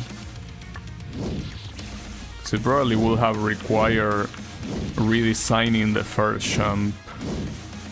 It probably wouldn't have been that hard. Wait, I'm going the wrong way. Like, you're supposed to go here and then there. Well, here, by the way, it says...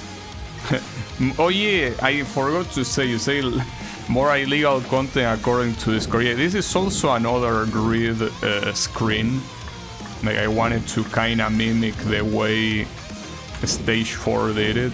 And yeah, it's basically that. And this one is actually the first of the final screens in the game without a checkpoint.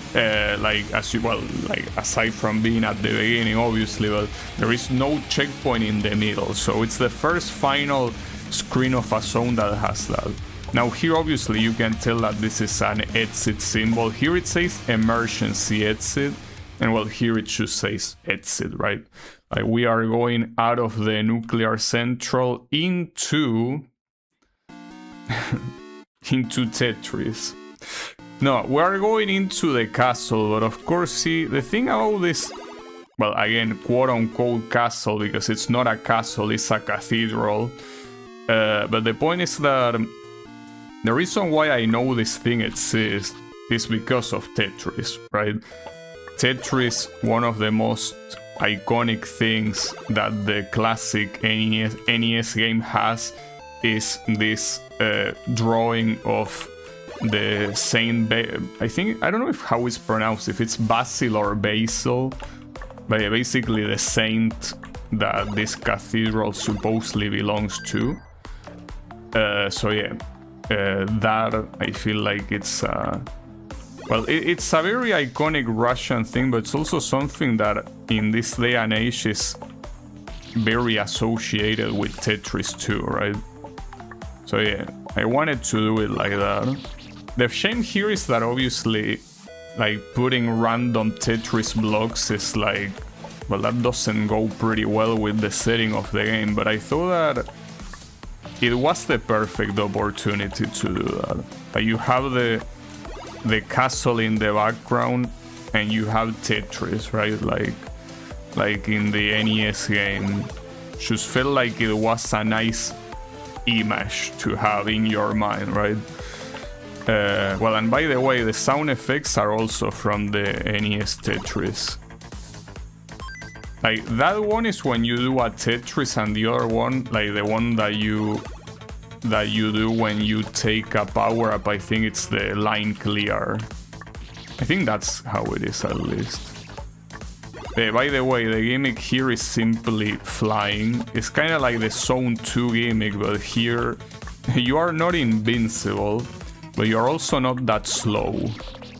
So here it's a very free flight, but as you can see, the levels are very small, so you kind of have to, you know, move very carefully. It's not as simple as just flying away. But yeah.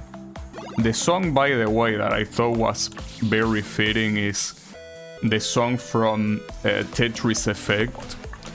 Unfortunately, you know, this is the only song that is not part of the soundtrack. So I have to get this from a YouTube video. Because yeah, it's supposed to belong to a secret stage that you only unlock, I think. No, you don't unlock with a code. You unlock, I think, by being level 50 or something in Tetris Effect. And, well, basically you unlock the stage, and the stage obviously has this song. I think the stage is called 1989 because it's supposed to be the release of the NES version. And yeah, it's basically at the beginning it plays the classic NES song, and then, well, the NES, no, hold up. This song is not from the NES one, like, it's from the Game Boy one, actually. Like, the castle does appear in the NES version, but this version of the song is from Game Boy, not from the NES. I'm pretty sure. It's slightly different. They are obviously pretty similar games. They are both 8-bit Tetris and both on Nintendo consoles, but yeah, the original song is from the Game Boy. And well, this remix again is from Tetris Effect, obviously based on that song. That song pretty much became the equivalent of Tetris. And by the way, the original song that this one is based on, and I mean the Game Boy one, right? Like the original one of that is apparently a very folklorical Russian song. I don't remember the name, but it's like a very old Russian song. So yeah, couldn't get more Russian than this, I think. Like this, well, you know, that's the interesting thing. This is a very Russian song, like every song in this game, but I think it's not the most Russian song in the game, you know? Well, I mean, I guess that's subjective, but I think that there is one other song that is more Russian than this.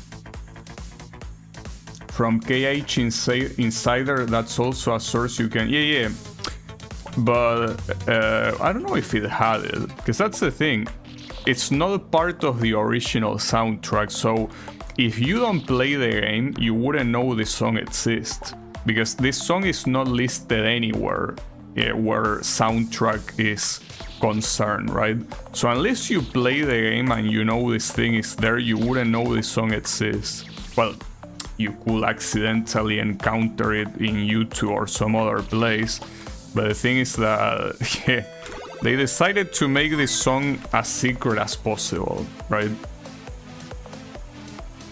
Open lip sync ships. Is that how the song is called? Maybe. I don't know. Could be. But yeah. The point is that, well,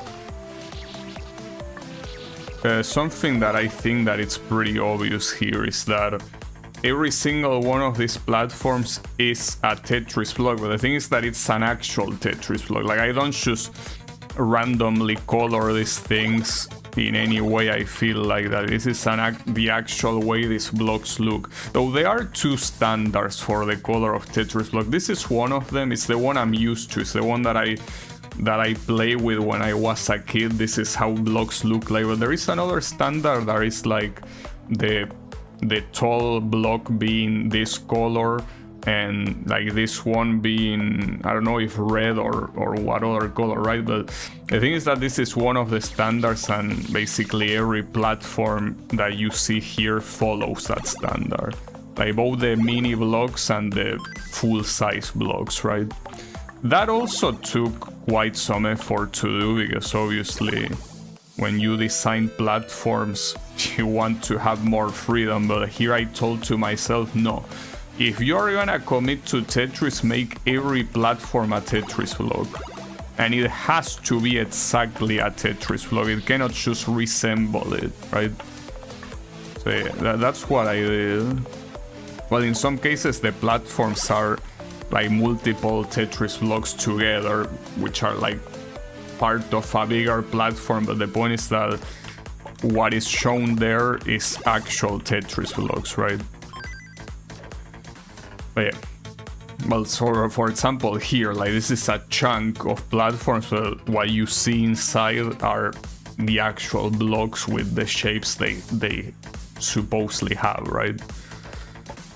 It's what I say by every time that I think of a screen, there has to be a theme around it. So for example here, even though it's not immediately obvious, here the screen starts with the 7 blocks in normal size, then they go to small size, and then they are like in big size but all together, then they are in small size but all together, and then you have one big and small ones, like basically this 6 chunks of blocks, right? So all of that is intentional, like following a certain theme in every screen. And again, it's something that it's from a player perspective, that's a waste of time, because a player wouldn't pay attention to that. I mean, why would he, right? In fact, if it wasn't for the fact that I made the game, I wouldn't be paying attention to that either. But it's kind of like the sort of stuff that I need to think about in order to be able to complete a screen, because otherwise if I just throw random shit at a screen that doesn't have any shape or form, I feel like it's too lame, you know? Again, even if no player really gives a shit, I think that it's lame from a creation standpoint. But then here the thing is, the ones that become Tetris blocks are the spikes. Every spike here is shaped, or rather every group of spikes here is shaped as a Tetris block. Like, none of them are randomly placed. Like, each one of those chunks represents a Tetris block. Well, when I say Tetris block, there's actually a term. It's called tetrimino. But yeah, you know, it's the same thing. You get the point. The idea is, at least to me, that everything has to have, you know, has to follow some aesthetic logic, right? As much of a waste of time as it is, I think that otherwise I wouldn't be satisfied. So yeah, it's what I wanted to do. Well, you also might notice that the actual platform tetriminos are the 7 ones. Like, it's not like I'm using one more than the other. Here you have all 7 ones. Nothing more, nothing less. Well, and also in the screens that have more than just one of each, I tend to make the ratio between the different blocks to be relatively equal, right? Because otherwise it's like, you know, I feel like I don't want to have favoritism over a certain block. As well, here, if you wanted to, you know, have an easy time at designing these screens, you will simply repeat this and this block, especially the mini versions. You will just repeat that ad infinitum. But yeah, I didn't like the idea of favoring a block over another one, because otherwise I feel like it wouldn't really feel like Tetris, right? So yeah. Well, needless to say, with every screen I build, we get closer to the castle. I think that if you haven't noticed that before, you certainly notice it by now, with the castle being so big. Like every next block gets us closer to the castle. So this is also pretty similar on how I made it in the previous game. It's just that in the previous game it was like a launcher. Here it's just a next block because I wanted it to resemble Tetris, of course. I felt like a next block was very fitting because it's like not only related to Tetris, but also the fact that it says nets, it also makes you think of, you know, Net's screen, right? So yeah. There is a reason for everything. Oh, well, and another thing here is that you will notice that the spikes and the saves are the classic I wanna be the guy ones, right? Like they don't have any modification, they are the vanilla ones. Well, that's, I guess, also because we kinda are going back to the basics, right? With Tetris, very classic game, so I wanted to have the classic tile set as well. Well, when I say tile set, I mean specifically the spike and the saves, because obviously the Tetris blocks are not part of the classic I wanna be the guy tile set. Well, here also, by the way, the mini spikes are also, each one of them forms a Tetris block, right? That's the idea. But yeah. As I say, a lot of work put into this without really that much of a reason, but I really wanted to. The idea, and especially if you are working on an I Wanna Be The Guy fan game, is that probably those small details, you probably don't want to use that much of your time to do that, but yeah, I guess I couldn't help it. So just like in the previous screen here, we have, well, in the previous zone I meant, the final screen is a no checkpoint challenge. Because I mean, I said at the beginning of the playthrough I didn't want to make this final screen so hard, but since here we are, you know, getting closer to the later portion of the game, or rather we are in the later portion of the game, I thought it was, you know, fitting that the difficulty will also slightly raise a little bit. And then we fall here into the entrance that you might have seen from afar. Well, now we are in the entrance. And well, we gotta enter. So I'm entering the castle. And then here, this one was, I think, a pretty special screen. This is a screen that at first I probably thought it was a bad idea, because a needle game usually always uses spikes. But since I wanted the castle to be a little bit more special, instead of spikes you have Matryoshka dolls. You can see of different size, because that's the point. These are stacking dolls. You place one inside the other one, right? So you have of 6 different size, like most Matryoshka sets have. And the gimmick is pretty simple, since already here dealing with this, you know, unorthodox hitboxes is something that, you know, not many players are used to. I wanted to make the gimmick pretty straightforward. The gimmick is the double jump, but twice. So you can kind of call it a triple jump, I guess. But It's basically having 2 additional champs in the air. They don't stack though.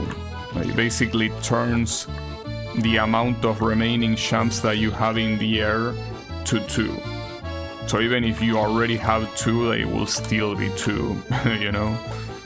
This song, by the way, is the only one in the whole game that doesn't come from a game. This comes from a Doujin album.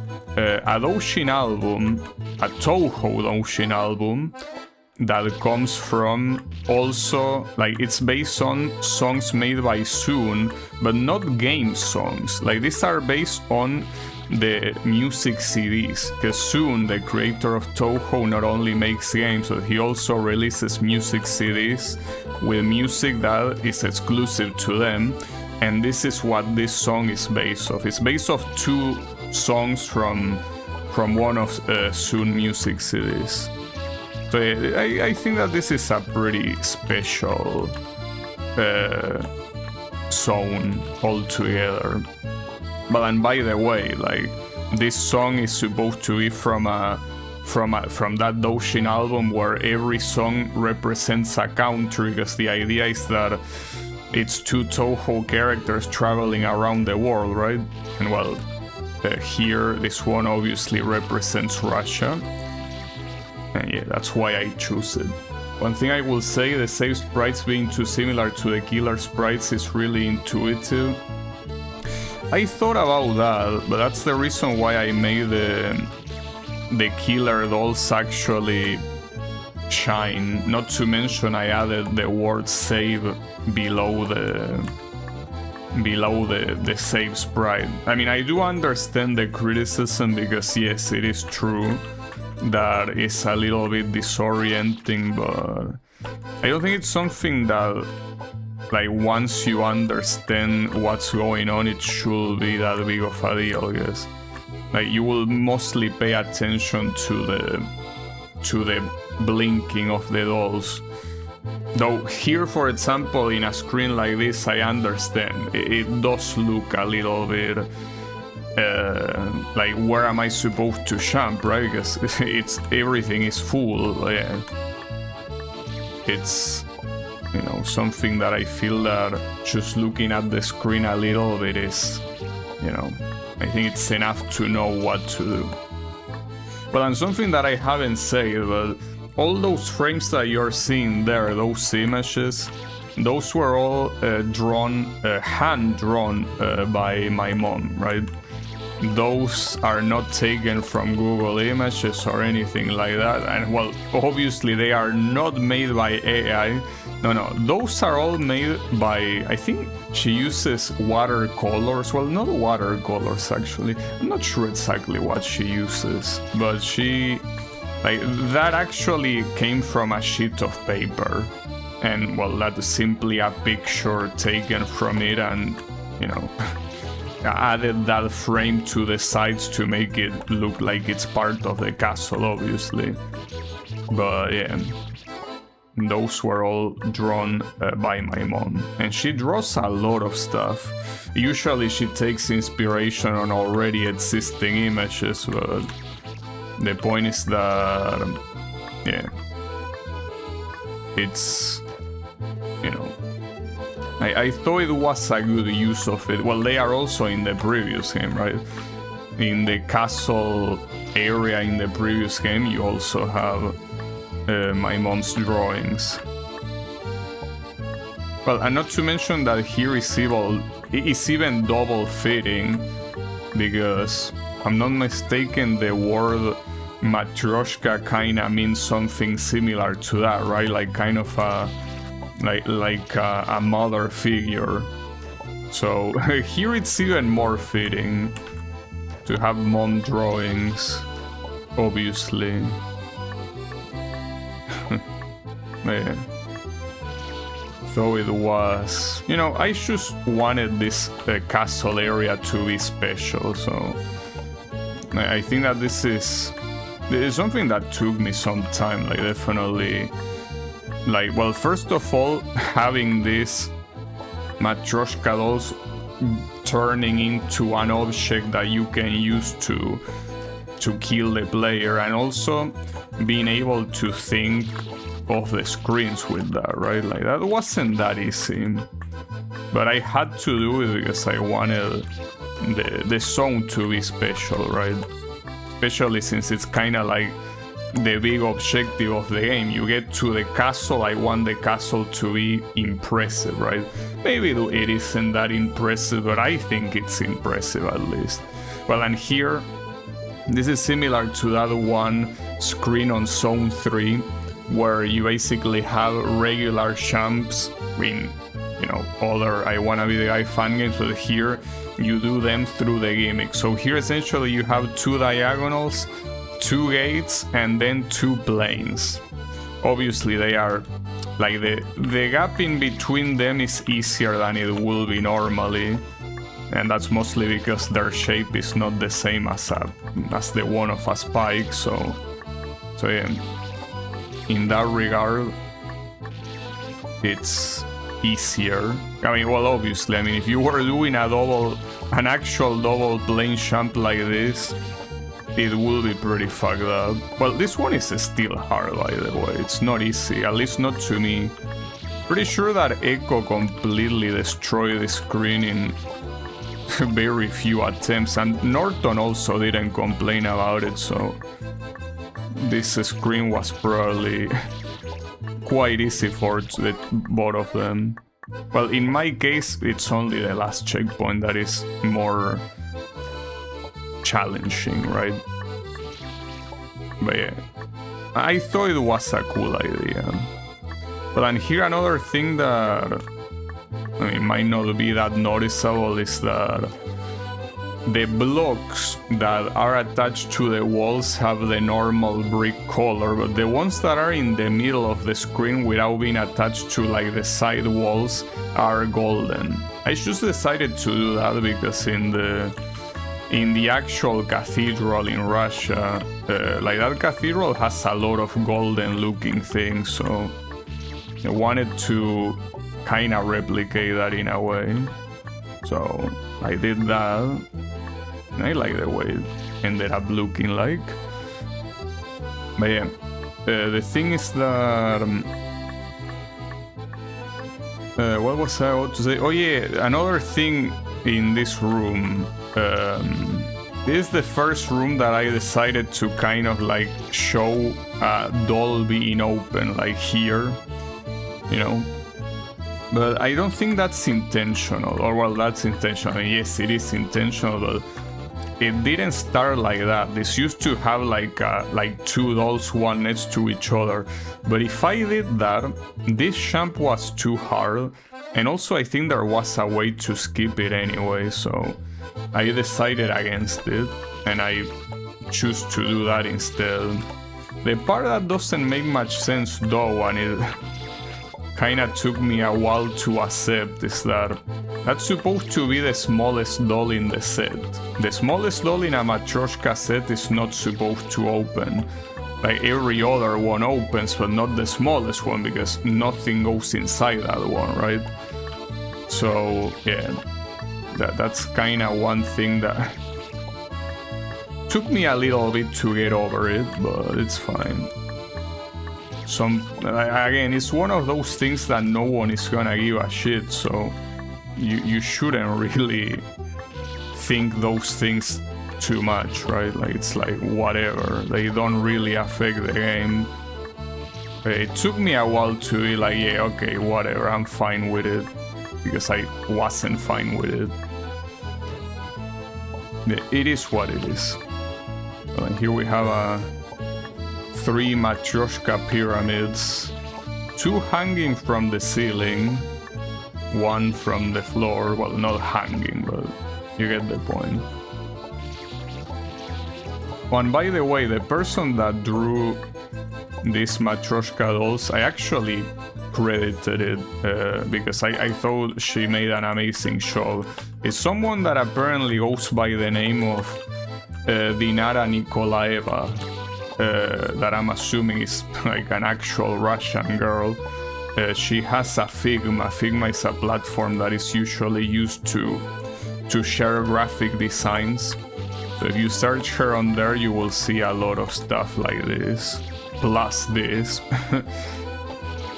So yeah, I thought it was pretty impressive. Not to mention that, if I'm not mistaken, these dolls are made in...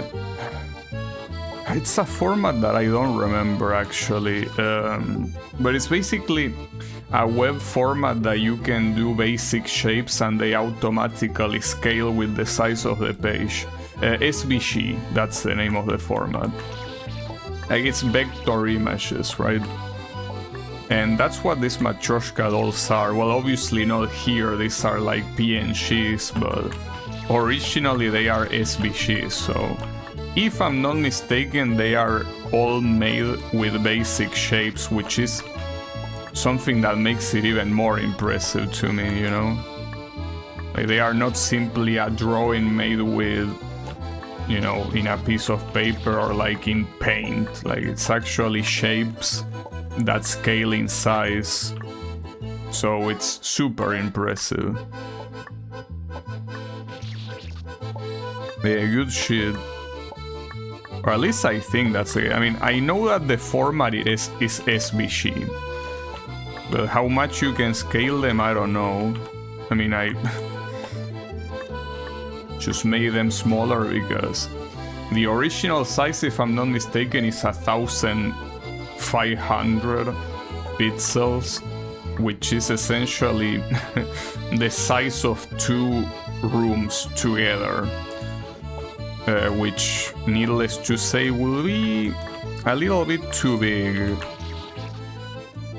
for, you know, being these small obstacles, right?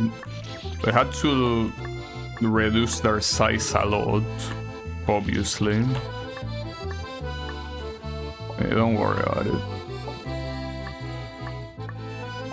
I think the size ended up being quite fitting.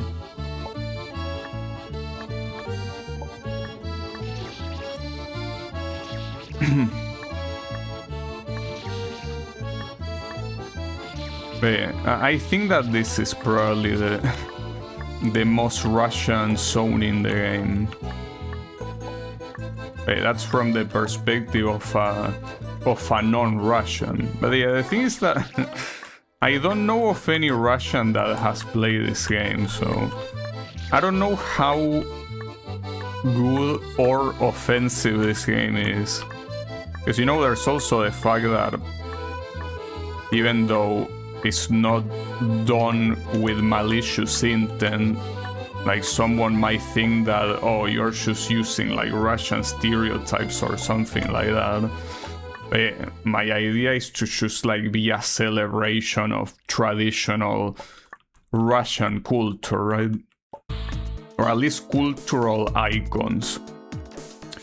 So yeah, finally we approach the path to the castle blaze. This is the little thing that you saw from the outside, that light pillar that ends in the blaze. Well, we are inside that pillar right now, as you can see by the sides. And the sides kill you. I mean, I don't want to show it here because it's in the middle of the checkpoint, but let me get to the next checkpoint and I'll show it. And well, of course here, just like in the previous game, the gimmick here is that you gotta use every gimmick in the game. But yeah, as you can see here, you die. Now to get the Russian community to make a fan game about Argentina, that would be nice. But no, I don't really need that personally. I mean, if they want to do that, that will be great, but I think that for now I will just be satisfied to see someone play it, right? Just that. Oh, also, by the way, a small detail here.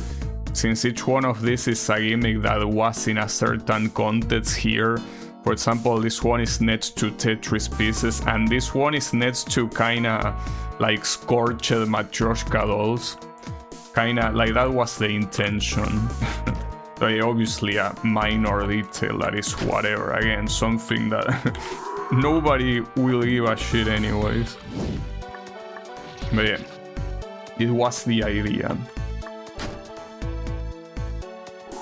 You know, as I was saying, I just wanna know what someone from Russia thinks of this game. Because as I say, of the people that play I Wanna Be the Guy fan games today, by today I mean in the present, right? I think Russians and, well, China as well, but like Russia and China are probably the two countries that play the most amount of I Wanna Be the Guy fan games. So I thought that maybe making a game about one of them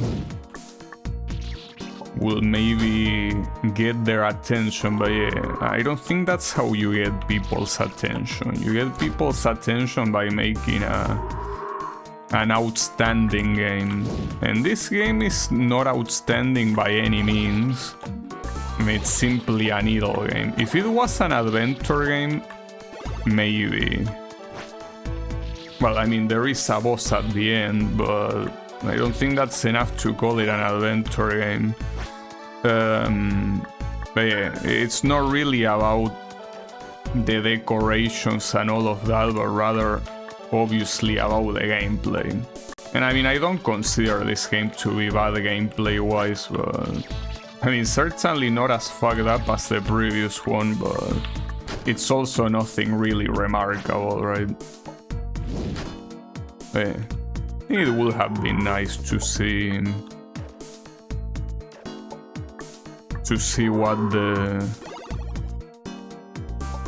what the guys at the other side of the world will think.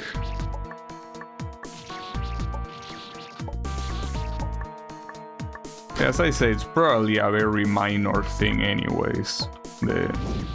The meat of the game is the gameplay, as always for any game obviously, but even more so for I Wanna Be the Guy fan games. It's not like this is a game with a story. Well, I mean, technically it has a story, but it's more like context than a story, right?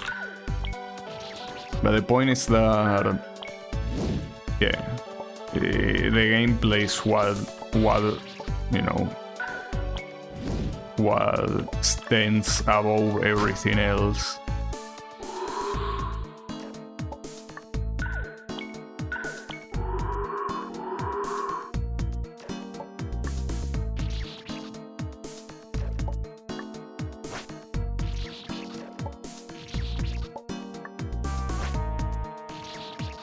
Well, and also here, by the way, you know that here using every gimmick means obviously using this cancerous Shumpkin gimmick, but if you see here, most of the times that this gimmick is involved, I make sure that I put a ceiling, so that way you can do a full charge and not die. Because otherwise, if I use that as I use it in the original zone, this will be way more painful. And that's bad, you don't want to make it too painful. So yeah, I essentially made it like this.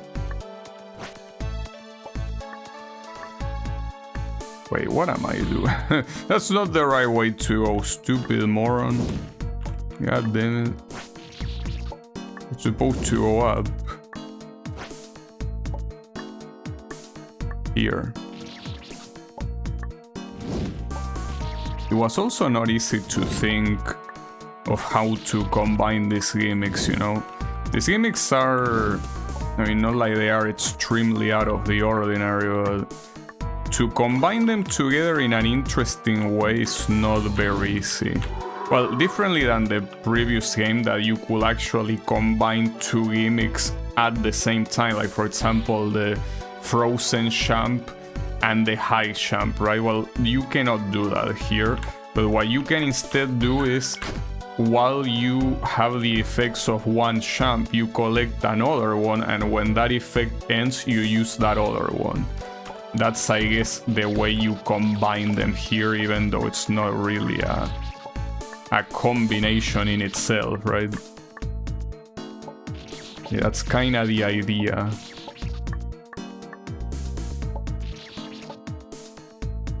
Yeah, save closer to the edge here.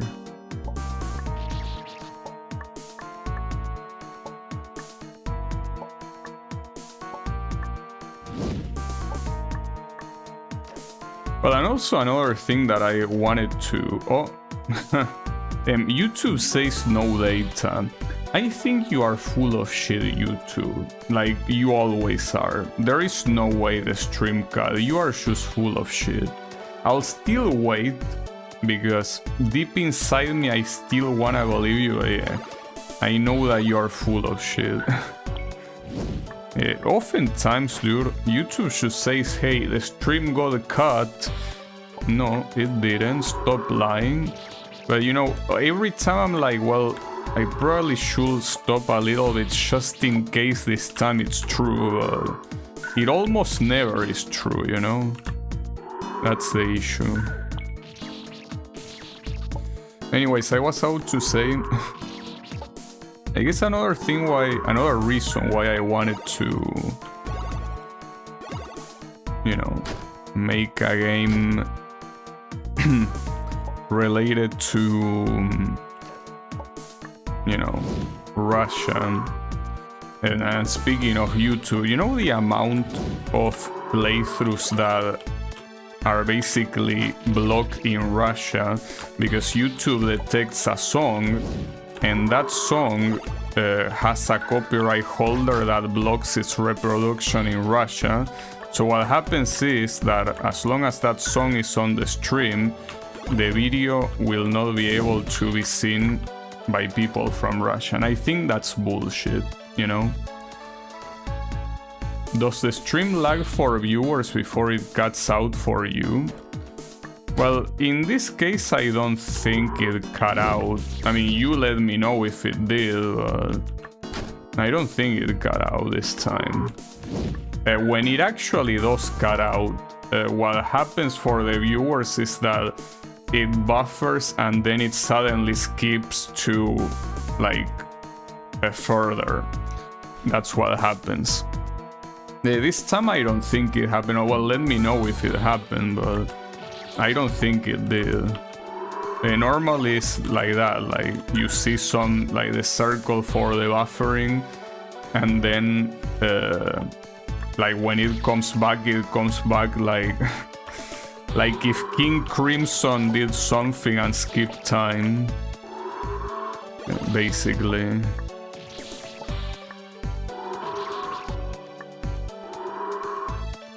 The thing is that doesn't happen very often at all. But according to YouTube it does happen often, but it's a lie, because I later checked the VOD and everything is fine, so... I heard music piracy is rampant in Russia, so they probably think why bother making the song officially available there. I mean, you gotta understand that piracy is rampant in any country that has a not majority wealthy population. Like, let me tell you about the piracy in South America. South America is probably, I mean, I wouldn't say one of the biggest, but it's very big. Piracy here is extremely big. And not just music, everything gets pirated here. So that doesn't apply to just Russia, that applies to every country where people are not wealthy. And in South America, no South American country is what you would call average wealthy. I mean, they are wealthy in the sense that, yes, you can kinda live in them and not die of hunger in most cases. You can still die of hunger though. Well, the thing is that for the relatively majority of people you don't, it's just that the money you have is kinda barely enough to have the luxury of purchasing shit like video games or music albums or whatever, right? So yeah, that's not a Russia only thing. That's, well, maybe it's bigger in Russia, but if anything, that's probably because their population is gigantic. Keep in mind that my country, we are only like 45 million, I think almost 50 million. But here there is a shit ton of piracy too. I mean, keep in mind, when I was a kid, every PlayStation 1 and 2 game, and every Sega Genesis game that I played were all like bootleg. And when I say bootleg, I don't mean that they were made by a bootleg developer. They were like the official games copied, right? Like illegally copied. So they were extremely cheap because of that. Because I mean, obviously, aside from providing the disc, it didn't cost anything to the guy that copied it to produce it. So yeah, like South America is built in piracy. So yeah, don't worry, Russia is far from the only place in the world where piracy is rampant. No, I think in general what's happening is, and also the reason why Russia is banned from so many sport events, and the ones where they are allowed, they don't display the flag, is because USA doesn't like them. That's the reason. Well, USA, you can also say Europe, but what Europe thinks doesn't matter. Like, all that matters is the USA. Like, basically, there are 2 big powers in the world that are USA and China. Whatever they think is the rule. That's the reason why anytime that Taiwan shows up, they don't show the flag in multiple cases, because if you do that, the China gets offended. And that's the same reason for Russia not showing the flag in multiple of these events. USA will get offended. Like, yes, I understand the context behind it. Yes, I know that there is an invasion to another territory, but you know that there is also another country doing that right now, and in a way worse scale, and that has been doing for way longer.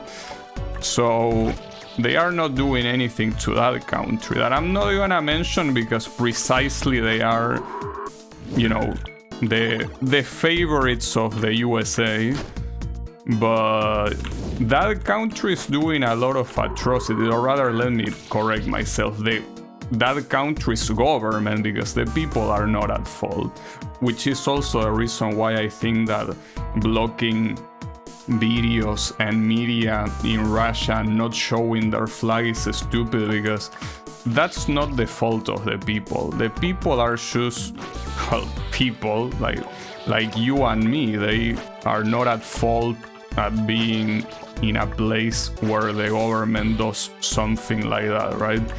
They are just, you know, they are, if anything, they are, well, they are not, I guess, as big of a victim as the people that are being invaded, obviously, but they are victims of being part of a shit government that they didn't choose. Because, yeah, you might be saying, well, they did choose it. Saying that they choose that government is, I don't know, I feel like a little bit ignorant. But the point is, regardless of how, you know, how they actually pick the government or not, what really bothers me is the hypocrisy. How countries like Russia are, you know, used as an example of, hey, doing this is bad, and if you do that, this is the punishment. But then you look at the other way, when the other country, you know, in that other place does that. So it's what I said at the beginning. It's basically, if you are an enemy of either the USA or China, you are gonna have a, you know, an especially bad treatment by the whole world, not just by them, but they are the ones that control the world anyway, so whatever they think is what matters, like USA or China. Those are the ones that have the final say. And well, forgot what I was out to say. Oh yeah, otherwise ask Cuba. What's been happening all these years is because they are enemies of a certain country, which, yeah, it's the USA, of course. The USA has been embargoing their assets for years. And you can, of course, also blame the local government for some things that they lack, but one of the big components is just the USA being what they are. Like basically an empire. A modern empire. Just like China. Because that's something I always have to clarify, because you might be thinking that I have especially something against the USA. No, I have something against any empire. And that's what they both are, the USA and China. They are both empires. Just that the one that affects me the most is definitely the USA. Sorry, I went a little bit off topic there. But I reached the castle blaze. That's what the objective of the game is. The castle blaze is not just a blaze standing there doing nothing. It's, you know, an enemy.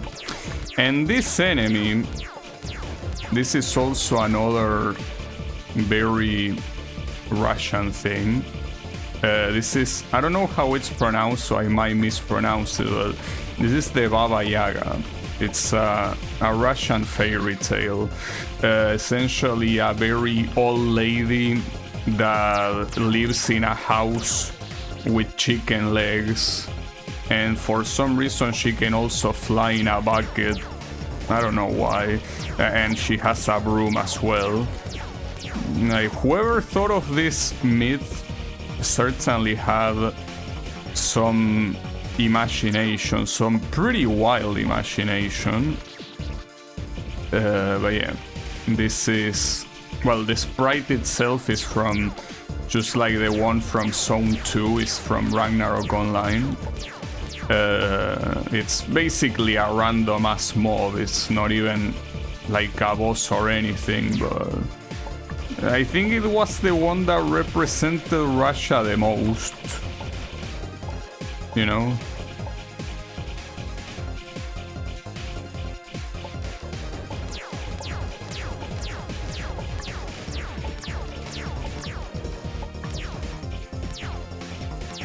It's the one that I felt was the most fitting.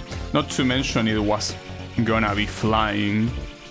So I thought that, yeah, was the perfect representation. Now, as a boss,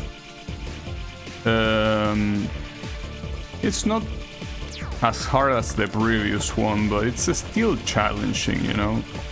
I cannot beat it that easily.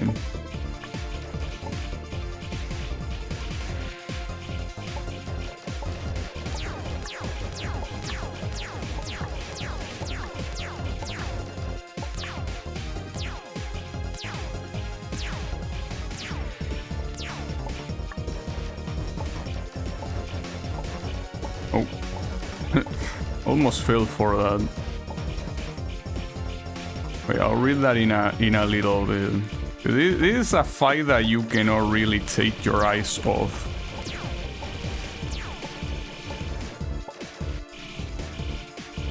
Yeah. It's a fight that I think I'm satisfied with the result. Echo basically played this fight and made it to the last pattern with the amount of health he had, right?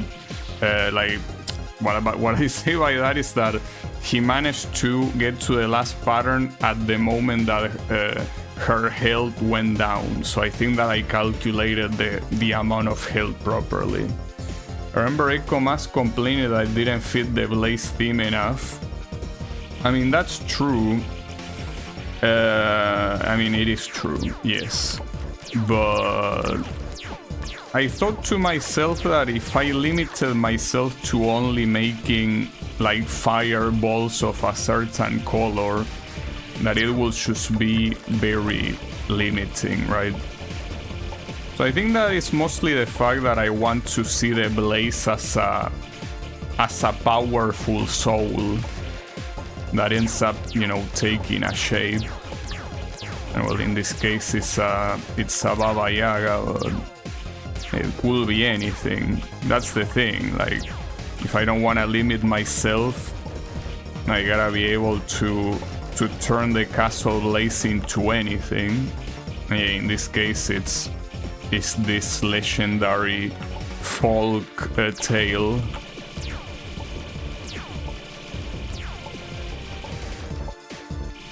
By the way, the Baba Yaga, it's not really like specially a villain. For what I understand, like it's a figure that, I mean, I guess it's kind of like just to give like a relatable example, like dragons, right?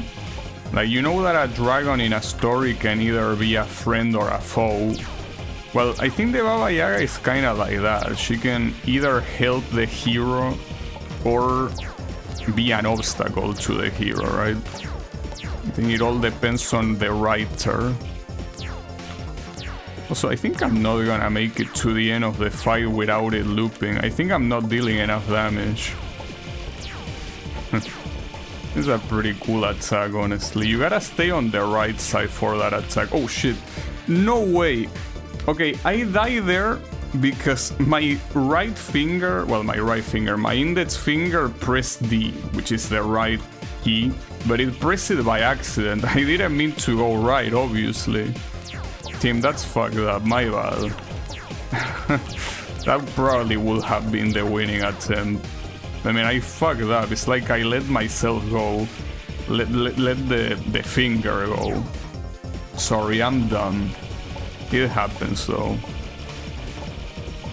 But yeah, I was about to say that attack where she shoots like a line of bullets and they go down like horizontally, like that one, I remember Echo trying to dodge it from the middle, but you dodge it from the right. Like, essentially the idea of these attacks is that you dodge them to the opposite end where the boss is. Like, any attack where she's down, instead of being there at the top, you gotta be on the opposite side. Like, that's always the easier place to be, right? So you always wanna take that place, no matter what.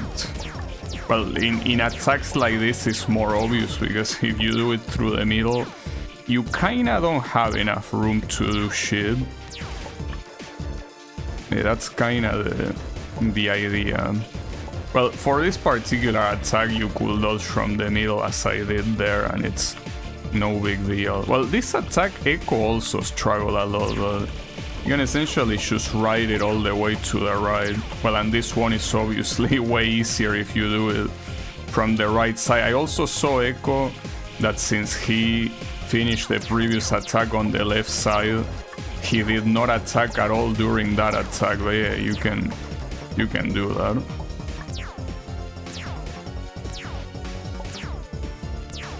Okay.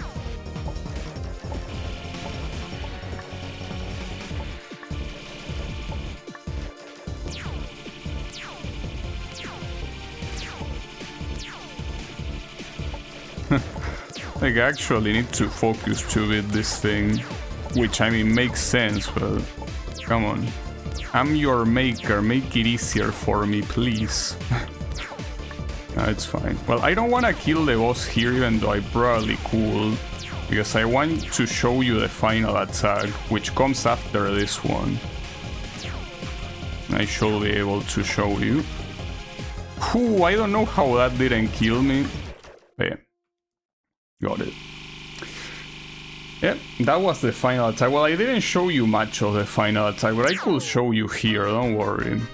Yeah, that was that. Well, by the way, I didn't mention it, but the songs from the final zone and the final boss are both from Digimon World 3 on the PS1. Pretty good game.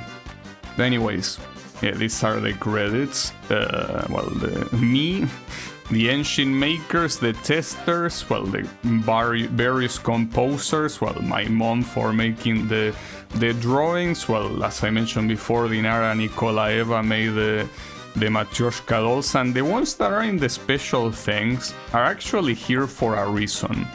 These are the 4 people that I know of that were able to beat my previous game.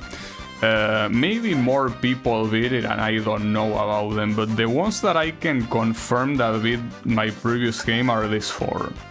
In this order: Echo beat it first, then Norton, then Opunker, and then, well, Draenor beat it like 1 week or 2 weeks before I released the game, because he wasn't able to beat it when it released. So yeah, he was the last one, but I saw him beat it. So hey, good shit to Draenor. By the way, this song in the background is supposed to be Zangief ending from one of the versions of Street Fighter 2, right? I also thought it was pretty fitting, obviously. You know, in fact, here what I wanted to do is make the kid do the Cossack dance, right? But I could have done that, but it was way too much work, so I decided not to do it. But anyways, here you can basically go to any level you want, so if you want to go to this one, for example, it's there. Well, and you also have the boss. Well, I could, for example, show you the final attack since it didn't last too long, but it's essentially you stay in one side of the screen and you dodge those aim bullets that are not really that fast, but the thing here is that it's an attack that is not that hard, so you can finish the fight right here, and then it loops back to the first one, of course. That's the idea. Well, and not much more. I mean, that's that's the game. I don't think I have anything else to show, but yeah. I mean, if you wanna play it, you know where it is. Well, in case you don't know where it is, I have a video, another video where in the description is the download link, but yeah. At least it's certainly way easier than the first one. I don't know if it's way better, maybe it's also way better, but yeah. If you are not used to this sort of games, you probably shouldn't play it. Which I guess that already filters a lot of the possible players, but it's fine. So yeah, I guess nothing more to show. I think I'm done for today. So hey, I don't know if I'll release. I mean, it's the same thing I said when I played my previous game. I don't know if I'll make another fun game or not. Like, it's possible that at some point, like, I will really like to work on a game and I will work on something. Whether that's and I wanna be the guy fan game or a, you know, standalone original game, I don't know. Judging by how little I like putting effort into sprites and all of that, though, I probably will make it a fun game, but I don't know, anything is possible. I don't know if it will be another game like this one, though. Like, I don't know if I will want to make a Castle Blaze 3. Like, if I wanted to make another fun game, I will probably want to make it more adventure-oriented, more action-oriented. But I don't know, I mean, I still don't really plan on working on it anytime soon, so for now I guess I, you know, fool around with other stuff and then we will see. But in any case, thanks everyone a lot for watching, and I'll be seeing you on the next stream, so have a good one and take care.